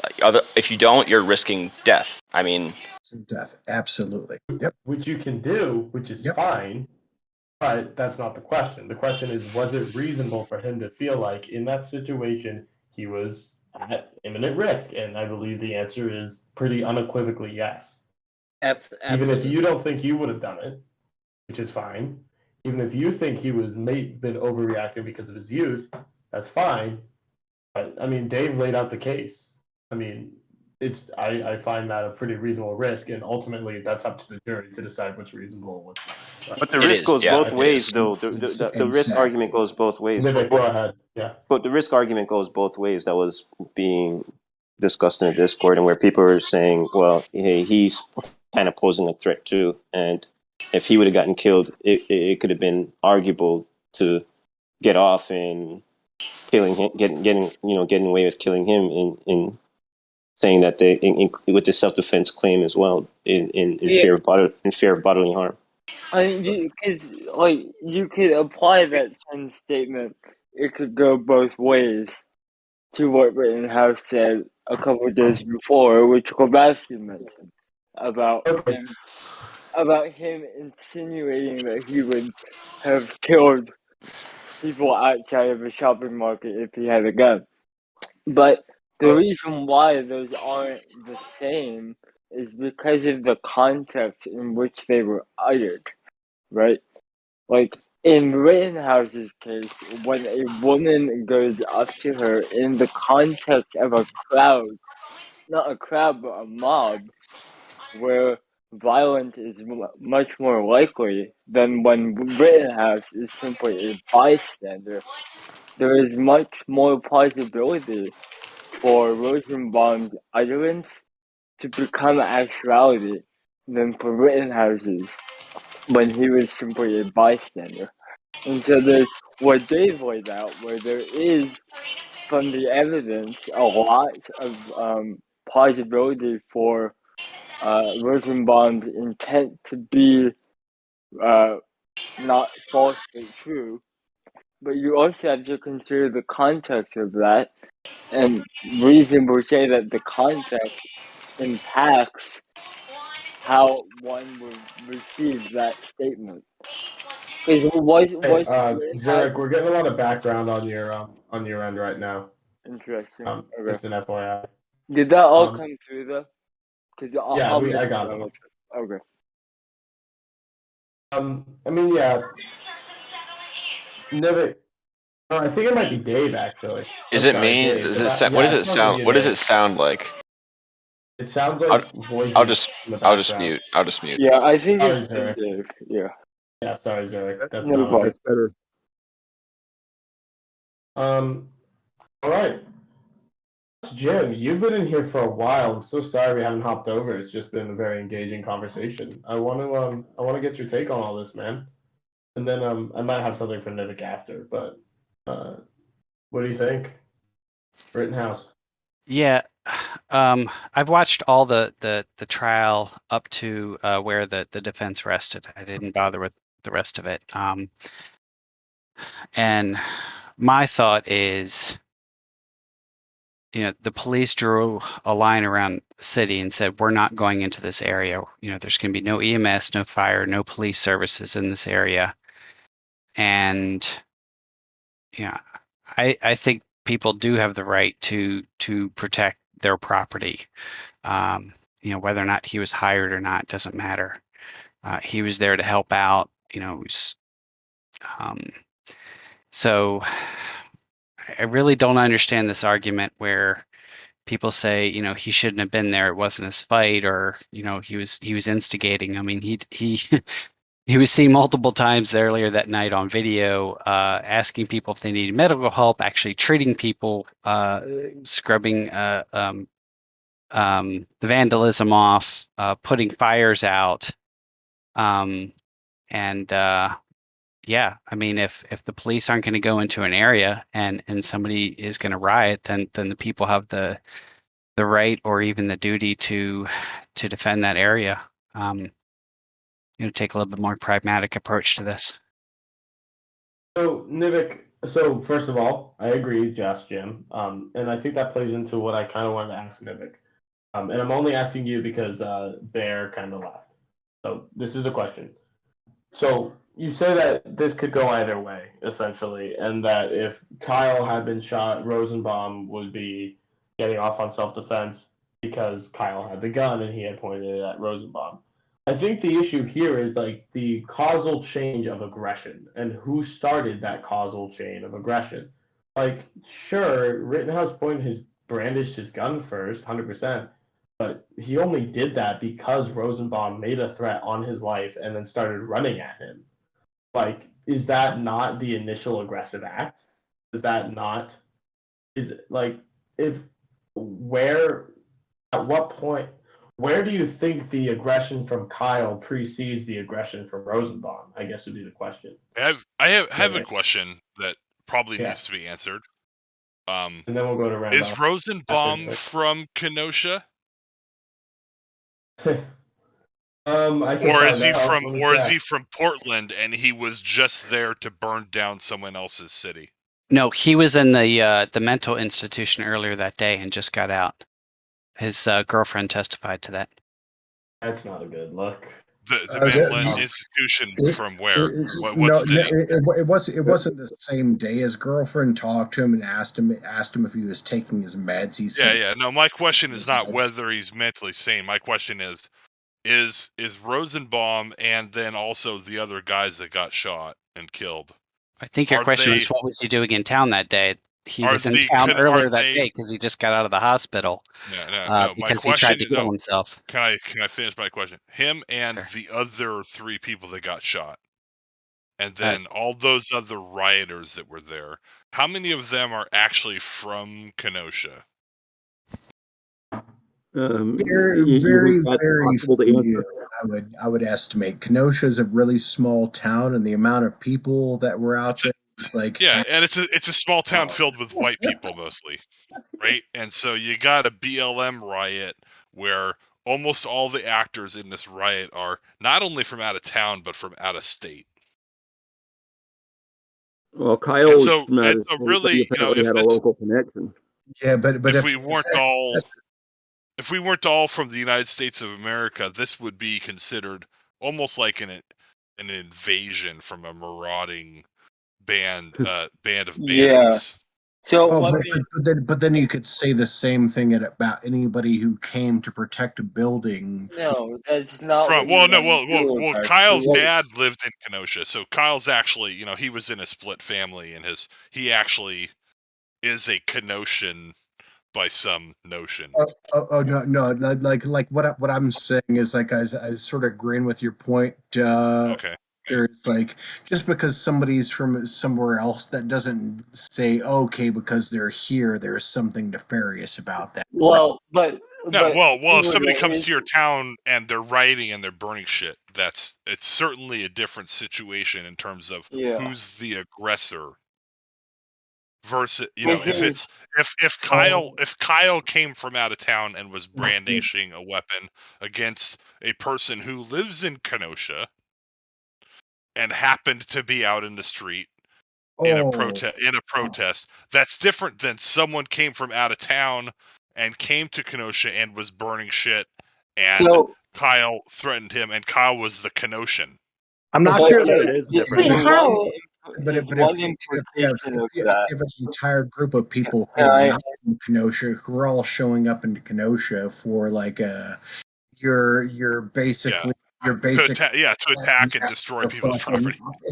Well, no, yeah, not just attack and destroy people's property, but it was basically a line of scrimmage made between guys who were like being like, we're gonna take down all these BLM guys, and like you have to realize those guys are just as bad as like anything that you think the BLM guys Yeah, are. but then the BLM people did it first. So one question I have about Julio's point They're all is that hold on, Scott. If it is the case that a majority of these rioters were not from in-state, then is there a crime against crossing state lines to incite a riot?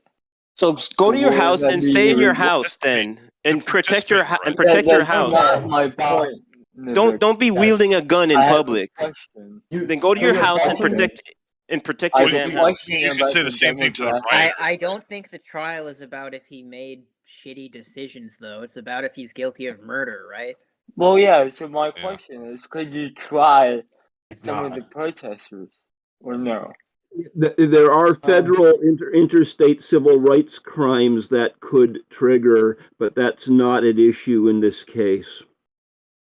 What's the issue in the case is who was the aggressor, and if you've got a bunch of people rioting from out of state, it's pretty clear. A bunch of people from out of state coming to your state to riot. It's pretty clear who the initial aggressor is.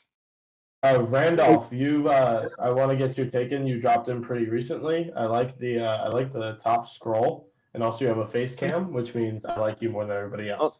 So please give me your take on the Rittenhouse stuff. Who's the initial aggressor? And there's also an interesting point is that the prosecution's made it too, is that they're trying to fault Rittenhouse for going out and trying to be like proactive in defending stuff. I wonder what your take on that is, along with like the legal stuff. So please hit us. I can't hear you, mate. Sorry, I'm not well informed on the Rittenhouse case, but from what I understand, he was protecting a property for part of his time there, and he was armed with a major weapon. Here in Canada, citizens aren't typically carrying firearms, so the way it looks to me from here is that this is partly an artifact of people being able to carry guns around quite freely in a lot of parts of the USA. But, I guess I saw some pictures afterwards of the property he was apparently protecting, and it got all torched, all burned down. And whether, I guess, that's his home or not is probably not all that relevant, because it could have been a business that he knows somebody who works there, or he knows the owner and he's trying to help them out and keep the peace. But I don't know if his intentions were just to keep the peace, or his intentions were there to get into a conflict. And I guess that's going to be the crux of the case, trying to figure out what his intentions were. That's probably going to be a big part of it. Let me know where I'm off course with all this, please. No, you're pretty on the money. Intent is a good But thing. with Richard, one thing is that building was burnt down before he even showed up. So like by the time Kyle Rittenhouse showed up, that car dealership was like burnt to the ground already. Oh, interesting. Okay. But like Yeah, the car dealership was burnt to the ground the prior day. Yeah, I think- but I don't think that changes the fact that like of whether he was going there to try to like obviously I don't think anybody is making the claim that Kyle Rittenhouse went there to just try and start shooting people. Like I said, Bear made that claim. I think. Oh, do you really? You thought he intentionally went there to like kill people? So this is the crux, as I mentioned, this is the crux of the case. What were his intentions for real? What were his intentions? And while he's there, was he still generally keeping true to those intentions? Now, if his intentions were there to be more defensive and not so confrontational, my understanding is there were a number of instances where he could have been very confrontational and turned it into a big fight, and instead he backed off and let people cool down and wander off. So this kind of has me leaning toward his intention being not necessarily to cause trouble, but to be more in a defensive capacity. But again, I don't know enough about the case, so I'm just basing on the little bits and pieces I've seen. And this raises a larger question that I really want to talk about before we're out today. Is what, like, not necessarily Rittenhouse in general, but what are competent citizens supposed to do when they know that their community is going to be attacked and burned, and they know that normal services such as the police and the firemen and the EMS aren't going to do anything? This isn't just a hypothetical. This happened. Governors ordered this sort of thing. So what is a I concerned don't citizen blame them at supposed all to if do? they would feel they should do something. So- Especially if they can't rely on professionals to do anything. Right. Then okay, Andy, Randolph, then we'll go to consciousness. And then anyone else.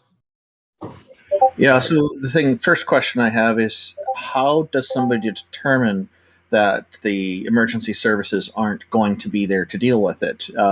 Because yeah, that's an important factor. How does an individual go about determining that? How does a person know that's the case? Like, did the police make an announcement they absolutely will not be there? I don't see that as being characteristic of the police. The other thing that comes to mind for me is if here in Canada, if there's something going to happen like this, the typical reaction is you call the police. But of course, that's it's a bit of a catch-22 here by the sounds of it. RCMP is doing appointments next week when you call them. I'm told by a Canadian friend. Well, feel free to recommend somebody if you think they'll be good at it. I'm sure they're open to that. They currently, the person in charge now at the RCMP is making a lot of positive improvements there. Well, so I heard someone say that there was an announcement that EMS, firefighting services, and police protection was Yeah, those going were to be. examples. I don't know the facts on the ground in Kenosha. Those were examples. Rittenhouse seemed to think EMS wasn't going to be able to get in, and I know that governors have told police to stand down and not intervene. I don't know the exact facts on the ground in Kenosha. This is just a broader question of what citizens should do. Right. in these Okay. Yeah. Got it. Just to be clear. Wasn't the National Guard there, or am I thinking of a different? Yeah, well, I don't think the National Guard was there. The FBI was there, which we learned during the trial, which is kind of crazy. But like John said, I think we're trying to deal with the hypothetical here. So, I mean, addressing that, I mean, well, one is try not to kill people, I guess. I mean, as a Christian, I would urge people to adopt the ethic of don't kill people, even if they're trying to. You don't have to be a Christian to adopt that ethic, but yeah. I say, as a Christian, I would implore people to adopt that ethic, even if they aren't Christian. I think there are a few things. There are a few facts that we know are true.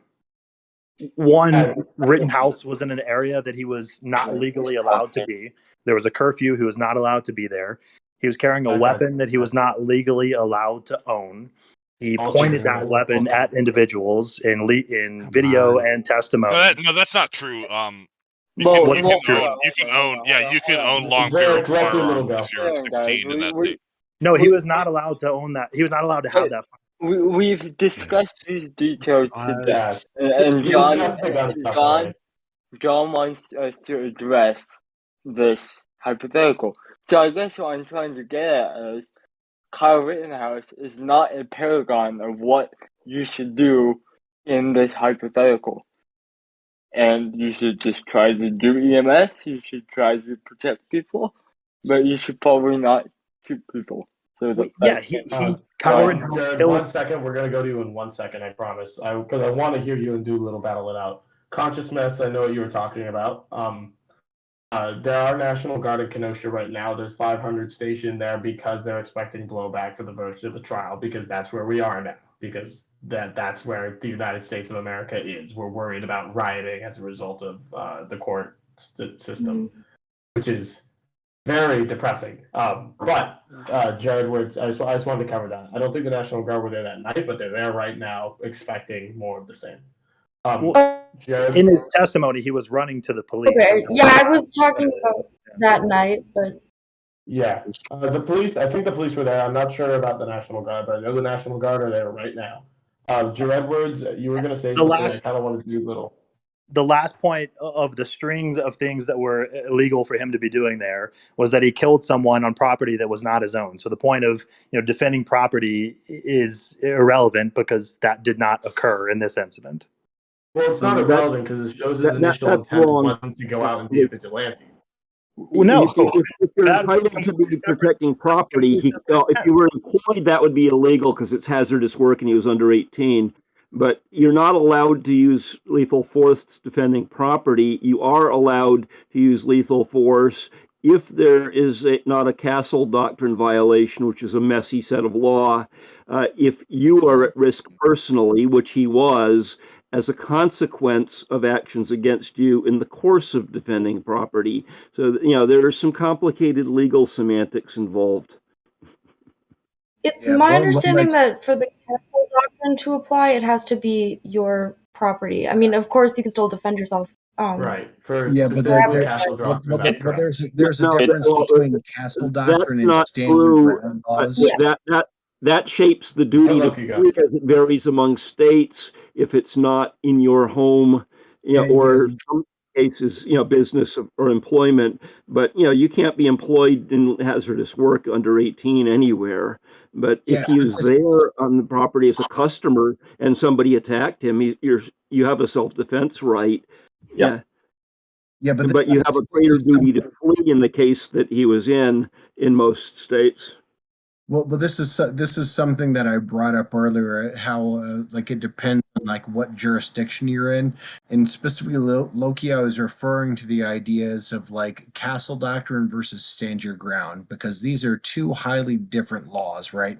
So even in the face of something that's considered protecting property, the reason why at Walmart they're going to tell any associate, if somebody's stealing, just let them leave, because it's not a fact of them recouping what's been stolen. It's a fact of the legal ramifications of an employee stopping somebody, right? So that's the exact reason why companies have these certain policies in place. It says if somebody's stealing from here, don't try to tackle them. Don't try and take them down, because then we could be liable for assault on that person, whether they stole something or not, right?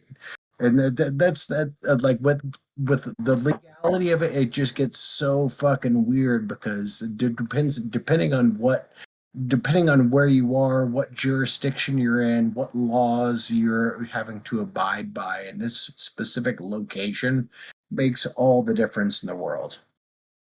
I just don't get what the hell were you expecting going into a riot with a damn gun?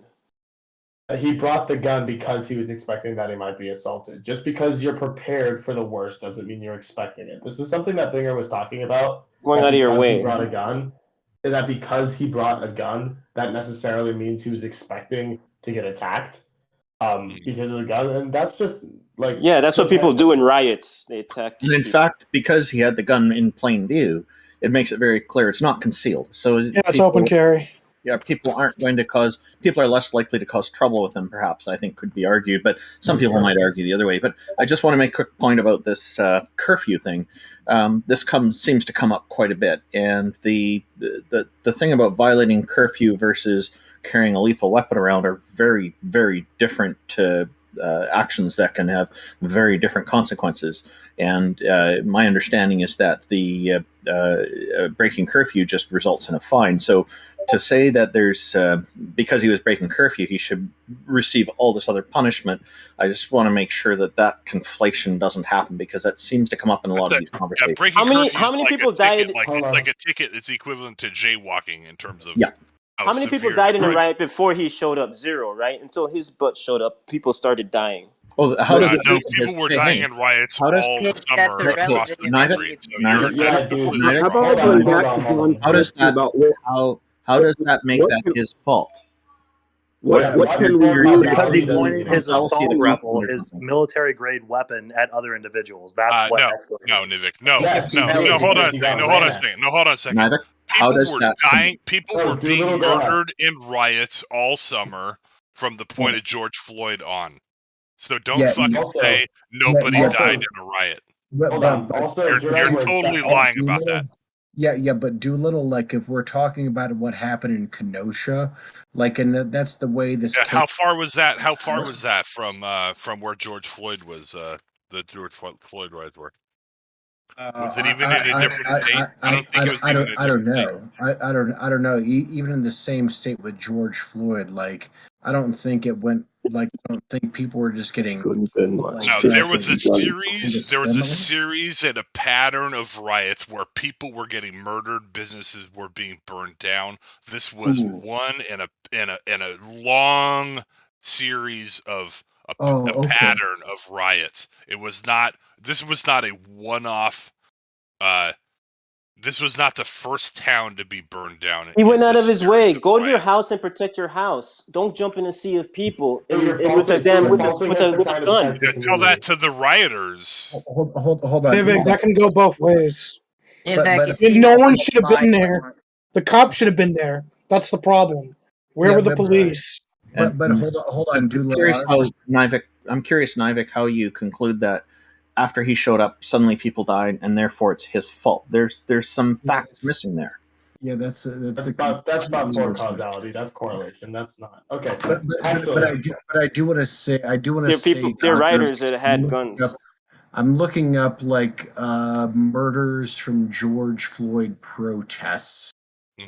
I'm not. What if we go back to Los Angeles with Rodney King? You know, the Korean merchants there put snipers on rooftops. They put Jersey barriers on the street in front of their blocks of local stores, and you generally had 20 to 50 armed people with rifles and shotguns doing 24/7 vigil because the police couldn't handle it and wouldn't protect them. And you know, that seems legitimate, but that was the families, you know, with owning the businesses doing it, not bringing in underage kids from out of state to help out. In the George Floyd riots were different. They weren't mostly in towns that were on borders between two states. Like in my town in Nevada, we had Jersey barriers and 17, 18-year-old kids with rifles. But not George Floyd, but the Rodney King riots.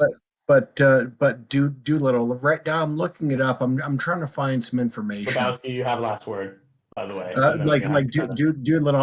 I'm trying to look up some information on this, because to me, what I see is like, just the same way like people ended up dying in the Kenosha protest. Like, I'm not seeing any like large swath of people who are going to George Floyd protests looking to murder people, right? So it's like if we're saying murder, like and we're cutting hairs on what it means to murder somebody for Kyle Rittenhouse. We can't just say like, okay, well in these protests, people were going out and murdering people. Like everything that I'm seeing is like, yeah, people died, but I don't see murders. Yeah, no one else What do you, died what in do you, these what do you, what do riots. you No, guys I think don't know. about it? I don't know. So there was Hold a on, riot hold and on. people died in the riot, and like, did they die of a heart attack, or did they die of like they slipped and fell off a ladder, or were they hit in the head with a fucking billy club, or were they shot defending a Yeah, 7-Eleven like that guy in St. exactly. Louis? Yep, yeah, like all sorts of things, but like so But many it wasn't like a guy things was just come minding his own consider. business on the street corner and he had a stroke, died. What do you Alright, guys think of hey, what do you guys think of an hey, what do you guys think of an Islamic hey, that's enough. I'm what do you ad-libbing guys think now. of an Islamic militant going into a bunch of rowdy Ku Klux Islamic Klan guys? militant. Going into a Okay, bunch of hey, hey. going into a bunch of Ku Klux Everyone, Klan guys. What do you think? What do you I think will with that? mute all of you. I will mute all of you. I am not kidding. Okay, I'm sorry. I'm running out No, of just time. I asked That's the why I'm question cutting though. in. Like Okay, you asked the question. No, it's John's the turn. Let Islamic him talk. militant going to a bunch of Ku Klux Klan members with a Uh, gun, and they waste them. Dennis Nivik.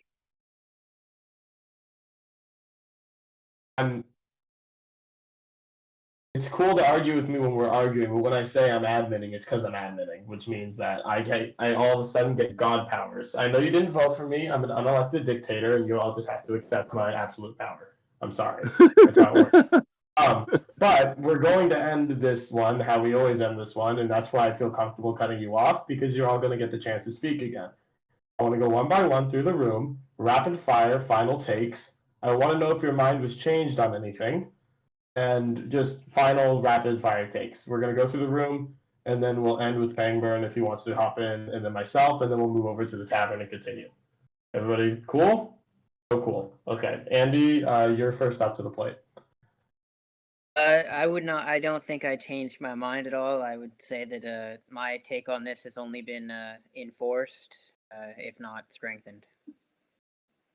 All right, great. And your take is Rittenhouse is innocent, as I understand? Well, innocent of murder, innocent of going out there because he wanted to kill somebody, and the idea that he didn't act in self-defense. I don't believe in any of that. I think you're ascribing a lot of malice to a guy who was obviously in over his head, but I think he's been through enough. All right. Consciousness. Thank you for the face cam, by the way. We're trying to encourage face cams in these shows, so I appreciate you being on the right side of history here. Thank what do you. you think? Final takes? Big Lebowski's going to join our ranks. This is an amazing moment. Yeah, I mean, Let's I go! appreciate Let's all of go! your insight, and I mean, I still think he has a very good case for self-defense. I guess we'll Change your just mind on see what anything, or are you happens. still where you're at? I didn't really have my mind made up at all beforehand, and I don't know if I do now. I think he is innocent of the murder charge. He was being reckless, I think, going there with a gun and that he shouldn't have had, and it just wasn't a good situation, but we'll see. I'll try to trust the justice system, and we'll see. Fair enough. Thank you so much for your take. Thank you. Lebowski, seeing your true face, this is an honor. Please give us your hot take, rapid fire, final notes, and unmute yourself. Yes, so definitely like I don't think like you could. It was obviously not like first degree murder or any of those kind of things. I think as far as it can come, it would be like negligent homicide, right? They'd be the same, like I brought up earlier, the same way somebody who kills somebody because they're looking at their cell phone and they run over somebody through a crosswalk. Like I think he was negligent in that situation. I don't know if that comes to the same level of like criminality. Obviously, once everything kicked off, he was in a fight or flight situation. He just responding to like save his own life. I mean, I think that's pretty clear. I don't think my mind was changed because I just think like I don't think he should be convicted of higher degree levels of murder. I do think maybe he should like face like maybe like 2 or 3 years for negligent homicide. That's about as far as I'd go. All right, Doolittle. Also seeing your face, which is incredible. Yeah, I threw that out there. I realized I'm on my computer that has a cam now. Yeah, so I think you can't blame a dog for biting you after you back it into a corner. That's on the oh, thanks Siri. I don't want to talk to you, Siri. All right. My phone is trying to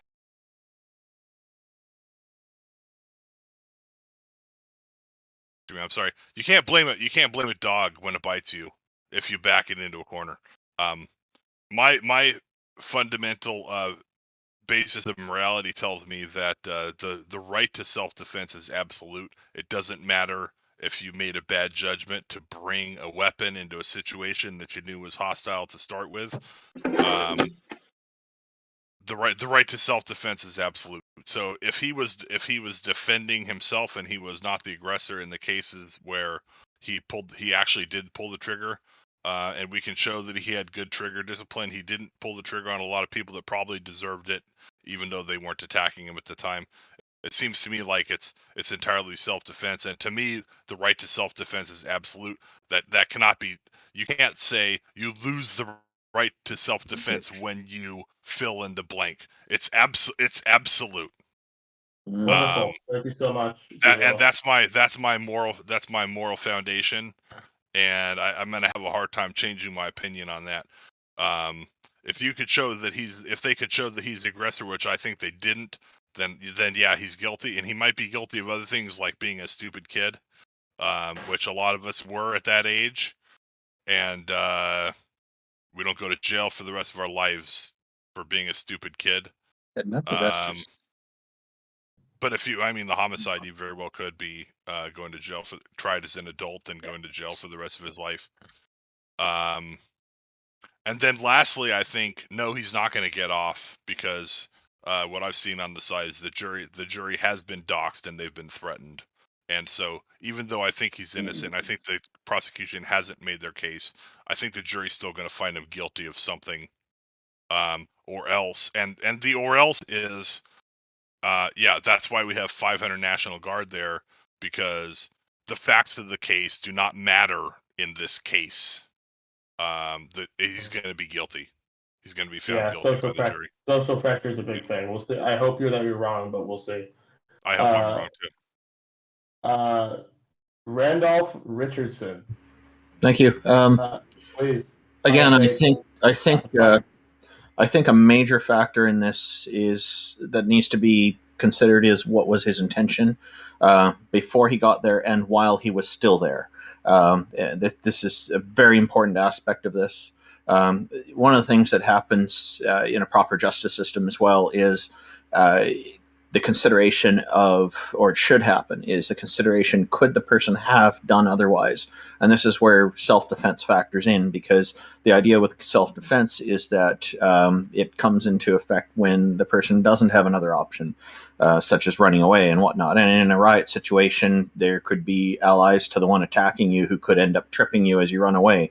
So it's a more complicated situation to consider for, can the person leave instead of having to act in self-defense? So these are things that should be meted out in court, I think. And I don't know how long of a sentence he should have. I question very often. A whole separate issue is questioning how effective is it to put somebody in prison for 1 year versus 5 years versus 10 years. What's important, we need to have rehabilitation going on. But there's another factor that hits me as odd as well, is that in the US, like from Canada, we don't have rights to firearms here. it is heavily restricted. You can get firearms if you pass certain tests and can go with the government, but then you still are very restricted on what you can do with that firearm, where you can take it. You have to have alternative routes planned and things like that. And my understanding is very different in the U.S. with constitutional amendment that people have the right to bear arms. So because that's normal in the U.S. society, it seems strange to me that so many people in the U.S. are saying, well, he shouldn't have had a gun there, but that's his right to carry a gun. That's a normal thing. So this adds a complicating factor, because that's not unexpected in society. And that, so to suddenly say, oh, well, he shouldn't have been carrying a gun, kind of almost sounds like it's venturing into double standard territory. Now, I'm ignoring the possibility that he may have had certain restrictions that did not allow him to carry a gun. But aside from that, I'm just looking at the basics here. So thank you very much. Yeah, thank you, Randolph. Just to push back, while in America you do have a Second Amendment right, it's not like super normal for people to like open carry rifles. It's not super normal, but you are correct that in America it is a right that is like, I mean, it's fought over, but it's there. Yeah. And to clarify, what I mean by normal is it's normal for people to carry weapons like guns, small arms, because and I know this was a very big one, but it's more of a conceptual thing. I'm not saying that it's normal for people to carry assault rifles around. You're good. Well, there are also differentiations based on jurisdiction, right? Yeah. Okay. Thank you. Richard, Thank you. rapid fire takes, please. Final Yeah. take. Love that Yeah, fun. I mean, like going into this, I knew nothing except like the left was kind of angry that the laws weren't applying the way they would like it to, and I can totally understand why they would think that. And I personally may or may not think that the law should be different so that the outcome would be more suitable to what would be best. But definitely on the merits of the case, not guilty, especially on the big charges, and maybe not guilty on all of them. So, Thank you, Richard. Appreciate you, man. Loki, our resident legal expert. Final takes, rapid fire. Did you learn anything? Did you get your mind changed, or just final thoughts? Give them to me straight. Give them to me fast. Reminded on the level of illiteracy in the fine points of law, or people adopting attitudes about legal issues that they don't think they're bound to conform to the law. But in the bigger picture, well, it's not an assault. An AR-15 isn't an assault rifle, among other things. But in the bigger picture, Kyle's a pimple, and our society has far bigger problems where we need to figure out how the fuck to clean some of them up, because we have a real mess here just to have this kind of conflict be so prolific and ongoing for years on end. And I haven't run into anybody who has a reasonably functional plan for that. I certainly don't. I think I'm reasonably intelligent. I'm educated in firearms and a lot of other things. And how are we going to handle our bigger issues so that we just don't have this kind of conflict? Because really, the only way to win is not to play. I guess the next show will have to be around that, because I sure as hell don't have the answer. All right, we're gonna go to Nivik. Final takes, please. No, I was just saying before, it's like an Islamic militant going out of their way with a bunch of rowdy Klansmen, and they wasted him, and everybody would be on the page of like, well, he had it coming, and even though I'm not pro Klan, I would agree that. Nivik, come on, we all know you're pro Klan. Stop hiding. Fucking love it, dude. Love it. I mean, I'm just saying, like, it just. I understand. Yes. Yeah. I understand your point, and it's well taken. Thank you, Nivik. Trav, final thoughts, rapid fire. Well, I think all you guys had some really good thoughts and some good critiques here tonight. I think any of the major charges and alleged offenses are probably going to be dropped here. Lessers are probably going to be applied, and there's going to be a conviction on the lessers.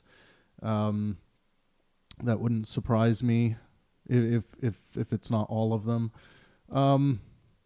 You know, but it was interesting today during the prosecution's final, the first final. I thought they started focusing on provocation, which I think was their only kind of angle to win some kind of murder charge here. You know, I thought from the beginning their whole case should have been about provocation, and I thought that there was a complete lack of focus on that, and there seemed to be more focus on trying to convince the jury that this 17, 18-year-old kid was some evil little shit, right? And there was a little bit of that in the closings today, where the prosecutor was not afraid to poke back at Kyle, and I don't think that this was the right strategy for them. I think they, like I said from the beginning before this trial started, if I was the prosecutor here, I would have put my arm around the jury, metaphorically, looked at this kid and said, look, I know that what happened here is terrible. No one wants to be in this situation here, especially the people who are dead. But we can't take into consideration that we have this, small, young, immature kid, maybe a bit slow, sitting here and let that pull on our heartstrings. We need to make sure the law is upheld here. I think that would have been a better angle, and then focus on the provocation, like, a more sympathetic approach to the situation and what maybe Kyle Rittenhouse has gone through. I think there was a sympathetic approach and a focus on provocation here that I would have liked to see from the prosecution, and I think the prosecution has really failed. They left much wanting in how they approached this case. I think and I think it was a difficult one, but yeah, and to what Doolittle was saying, I think any of these publicized cases are going to have pressure on them. I think judges and all the court staff make a really good, honest effort to remind people that there's going to be a lot of noise on social media, and people might find out who you are. You might get threatening emails and things like this, but part of being a citizen, in the kind of legal system that we operate in, we have to be able to give our unbiased, reasoning to these cases, and that's the only way that these things can work. You can't allow the bullies to bully you into submission, and and I really think most people, especially a jury who are selected, are going to be able to overcome that kind of pressure. And when things don't turn out in court the way that people want them to, or if they think they should, like if they would have been the judge or a member of the jury, they would have voted otherwise. They often point to there must have been something nefarious going on amongst the jury, and that's why they didn't vote the way I would have voted. But of course, if we shouldn't just be believing that stuff unless we have evidence of it. And sure, we've had evidence in the past of, some members of the jury being found to admit at later dates when they thought that they weren't being recorded that, I saw all the pressure and I was just like, fuck it, I voted. And of course, this can happen, but we need evidence of it. I've been pretty hard on this judge. I think this is showing a level of ineptitude that we see in some of the older judges who are still sitting, in judgeship. And I'm not saying that to be ageist. I'm saying that because it seems as though as we move through history, as there are more legal professionals, we have more access to a larger variety of people who can sit on the judge's bench, and just, some of the misunderstandings of how basic logic works that was coming out of how the judge was trying to, and I appreciate people who think on their sleeve, but that when someone's thinking on their sleeve, you really get a sense of how of where they might be fucking up with their where they might have some bad reasoning skills, where they might be committing a logical fallacy in how they think, or they're instead of saying just like also being practical and being taking the best angle, taking the best avenue to make sure that things are clear. This judge seemed to obfuscate some of these situations where I think he could have said, "Oh, okay, when it comes to the technology of zooming in on a picture, I'm not going to speak any more about it because I don't know if there are any technical elements I don't know. So I'm going to, I'm going to allow for people to bring in some experts if I think it's valid enough. And of course, a judge can just judge and say, we're not going to waste time on this. I think it's a waste of time. But some of the examples he was using, some of the time he was taking, like and it wasn't that I don't want him to take that time. Of course, I do want him to take as much time as he needs to pass proper judgment here, based on the law. But I'm a little bit shocked at the at the general ability of this judge to handle this case. That's just my general sense I got from taking in this whole trial.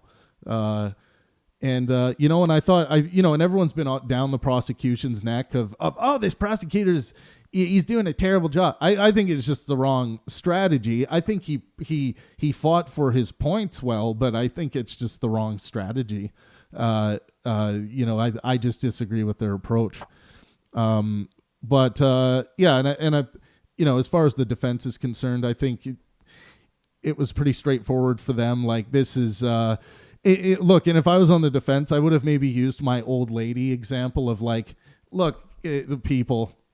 If this wasn't Kyle Rittenhouse in this situation, it was an old woman, or an old man who has gone down to try and keep order in the city, and they brought down a weapon for protection, like an AR-15. Let's say they're legally carrying, and of course that's a separate issue of whether or not he should have had that gun, right? Because you can be charged with, okay, you were illegally carrying that weapon. If this was an older person, let's say they're really old, 90 years old, right? An old woman or an old man, and they got this AR-15, and Rosenbaum would have said, if I catch you by yourself later, I'm going to kill you. And then Rosenbaum, it's the exact same scenario. Rosenbaum chased them down, and then the old person, out of fear for being killed by this person, they open fire and put this person down. And then everything else goes the way that it goes. The old person's running down the street trying to get to the police. Someone hits the old person in the back of the head with the skateboard, whether or not you think there was much connection there or not. Do you feel the same about both of those citizens in this situation with regards to self-defense? With the old woman, would you be sitting in a higher place of sympathy and saying, what is she supposed to do? She's an old woman. Well, the law is supposed to be equally applied here with regards to self-defense. It's not like if it was The Rock, Dwayne Johnson in this situation, he is not expected to have to operate under a different law of self-defense than Kyle Rittenhouse.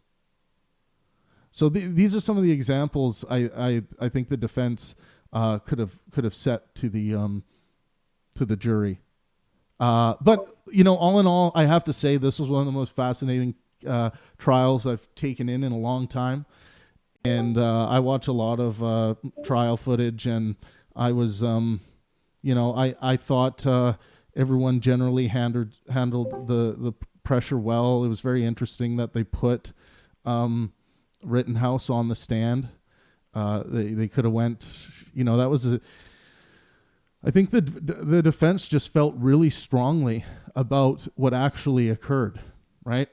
And I think there's a genuine belief that this is a true self-defense situation. And, I think the jury is going to, find some guilt on the lessers here. But, I mean, if reasonable doubt has not been reached here, holy shit.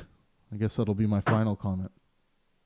Yeah, you make a very good point about the elderly woman, because we all want to believe that justice is blind, but we can't just. No one can be completely objective. It's something we must attempt to be, and I think that's why we have multiple jury members as opposed to one, and of course a judge in the end can override that and decide whatever the fuck they want, and a mistrial can be called, and who knows. But that's all I have to say. If the judge overrides the jury's decision in this case, what a shit show that would be! Oh my god. The judge can't call him guilty if the jury doesn't convict him. Yes, he can. But 100% he can. The judge can. Not the U.S. No, it's the other way around. The U.S. No, the U.S. In the U.S., I promise you, Doolittle, the judge can completely. The jury can nullify any law by just saying not guilty. But the judge can, when they it could call a mistrial, but he can't say, okay, the jury said not guilty, I'm gonna say you're guilty. As far as I know, and maybe Loki can weigh in on this a little more, but as far as I know, a judge can shut down the jury completely and rule just based on their judgment and go against what the jury's findings. I'm trying to wrap up here. So hold on. Indeed, a high level of clause where it's judicial misconduct. Yeah. Is it jury nullification? Like a judge can do that, but you have to. Where the jury just doesn't follow the law. The jury isn't required to follow the law in the United States. So hold on, I'm trying to wrap up here, but Loki, is that the case? Can a judge just override a jury's verdict? Only in very narrow range of reasons. Yep, that's what I'm saying. If the judge finds that the jury's actions are grossly unsupported, or if there are certain forms of misconduct, but it's pretty restrictive on the extent to which a judge can do that or why. And I'm not saying it's common or that it's it ever really happens, but I'm just saying it's within the power of a judge. Well, it does happen, but it's incredibly rare. It is. Yeah.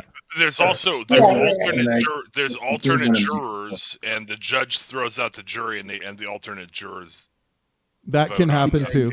Yeah. But no matter who the jurors are, and that just happens if a juror has a medical issue, or there's misconduct. That doesn't happen just because I don't like these jurors. So let's see how you guys do. He can't do that. Yeah.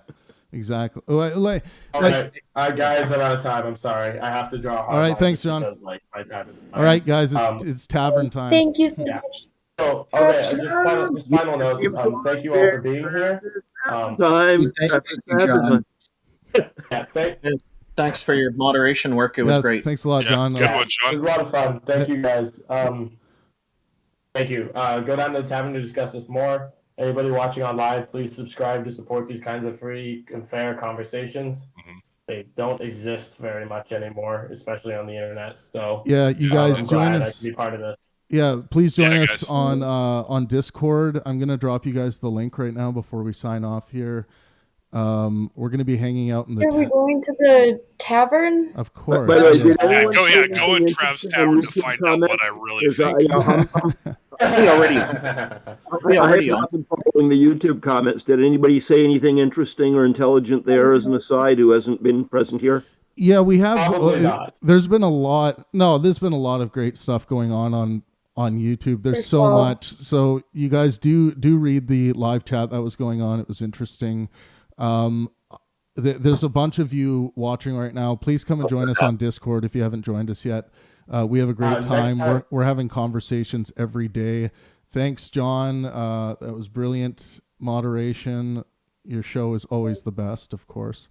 And yeah, I'll chat with you guys soon. I have a big announcement coming up here with regards to the first live Pangburn discussion that we will be coming back with for 2022. It's very exciting. What can I tell you so far, just to give you a little hint? Imagine traveling through space. And you're all up there alone. And you want to know why certain things are functioning out there the way that they are. Who you going to call? I'll leave you with that. Ghostbusters? I can spoil this whole thing, but I won't. Let's see. So we have Feynman, Neil deGrasse, Bezos, and Musk. Musk for money and cars. Bezos for... And then we bring competing factions of armed people to decide which of them deserve to be shot versus rewarded. And I'm floating in a You call Rittenhouse for that. your way. And the stars look very different today. Only if you're liberal you had it coming being shot. Bezos, got a one-way ticket.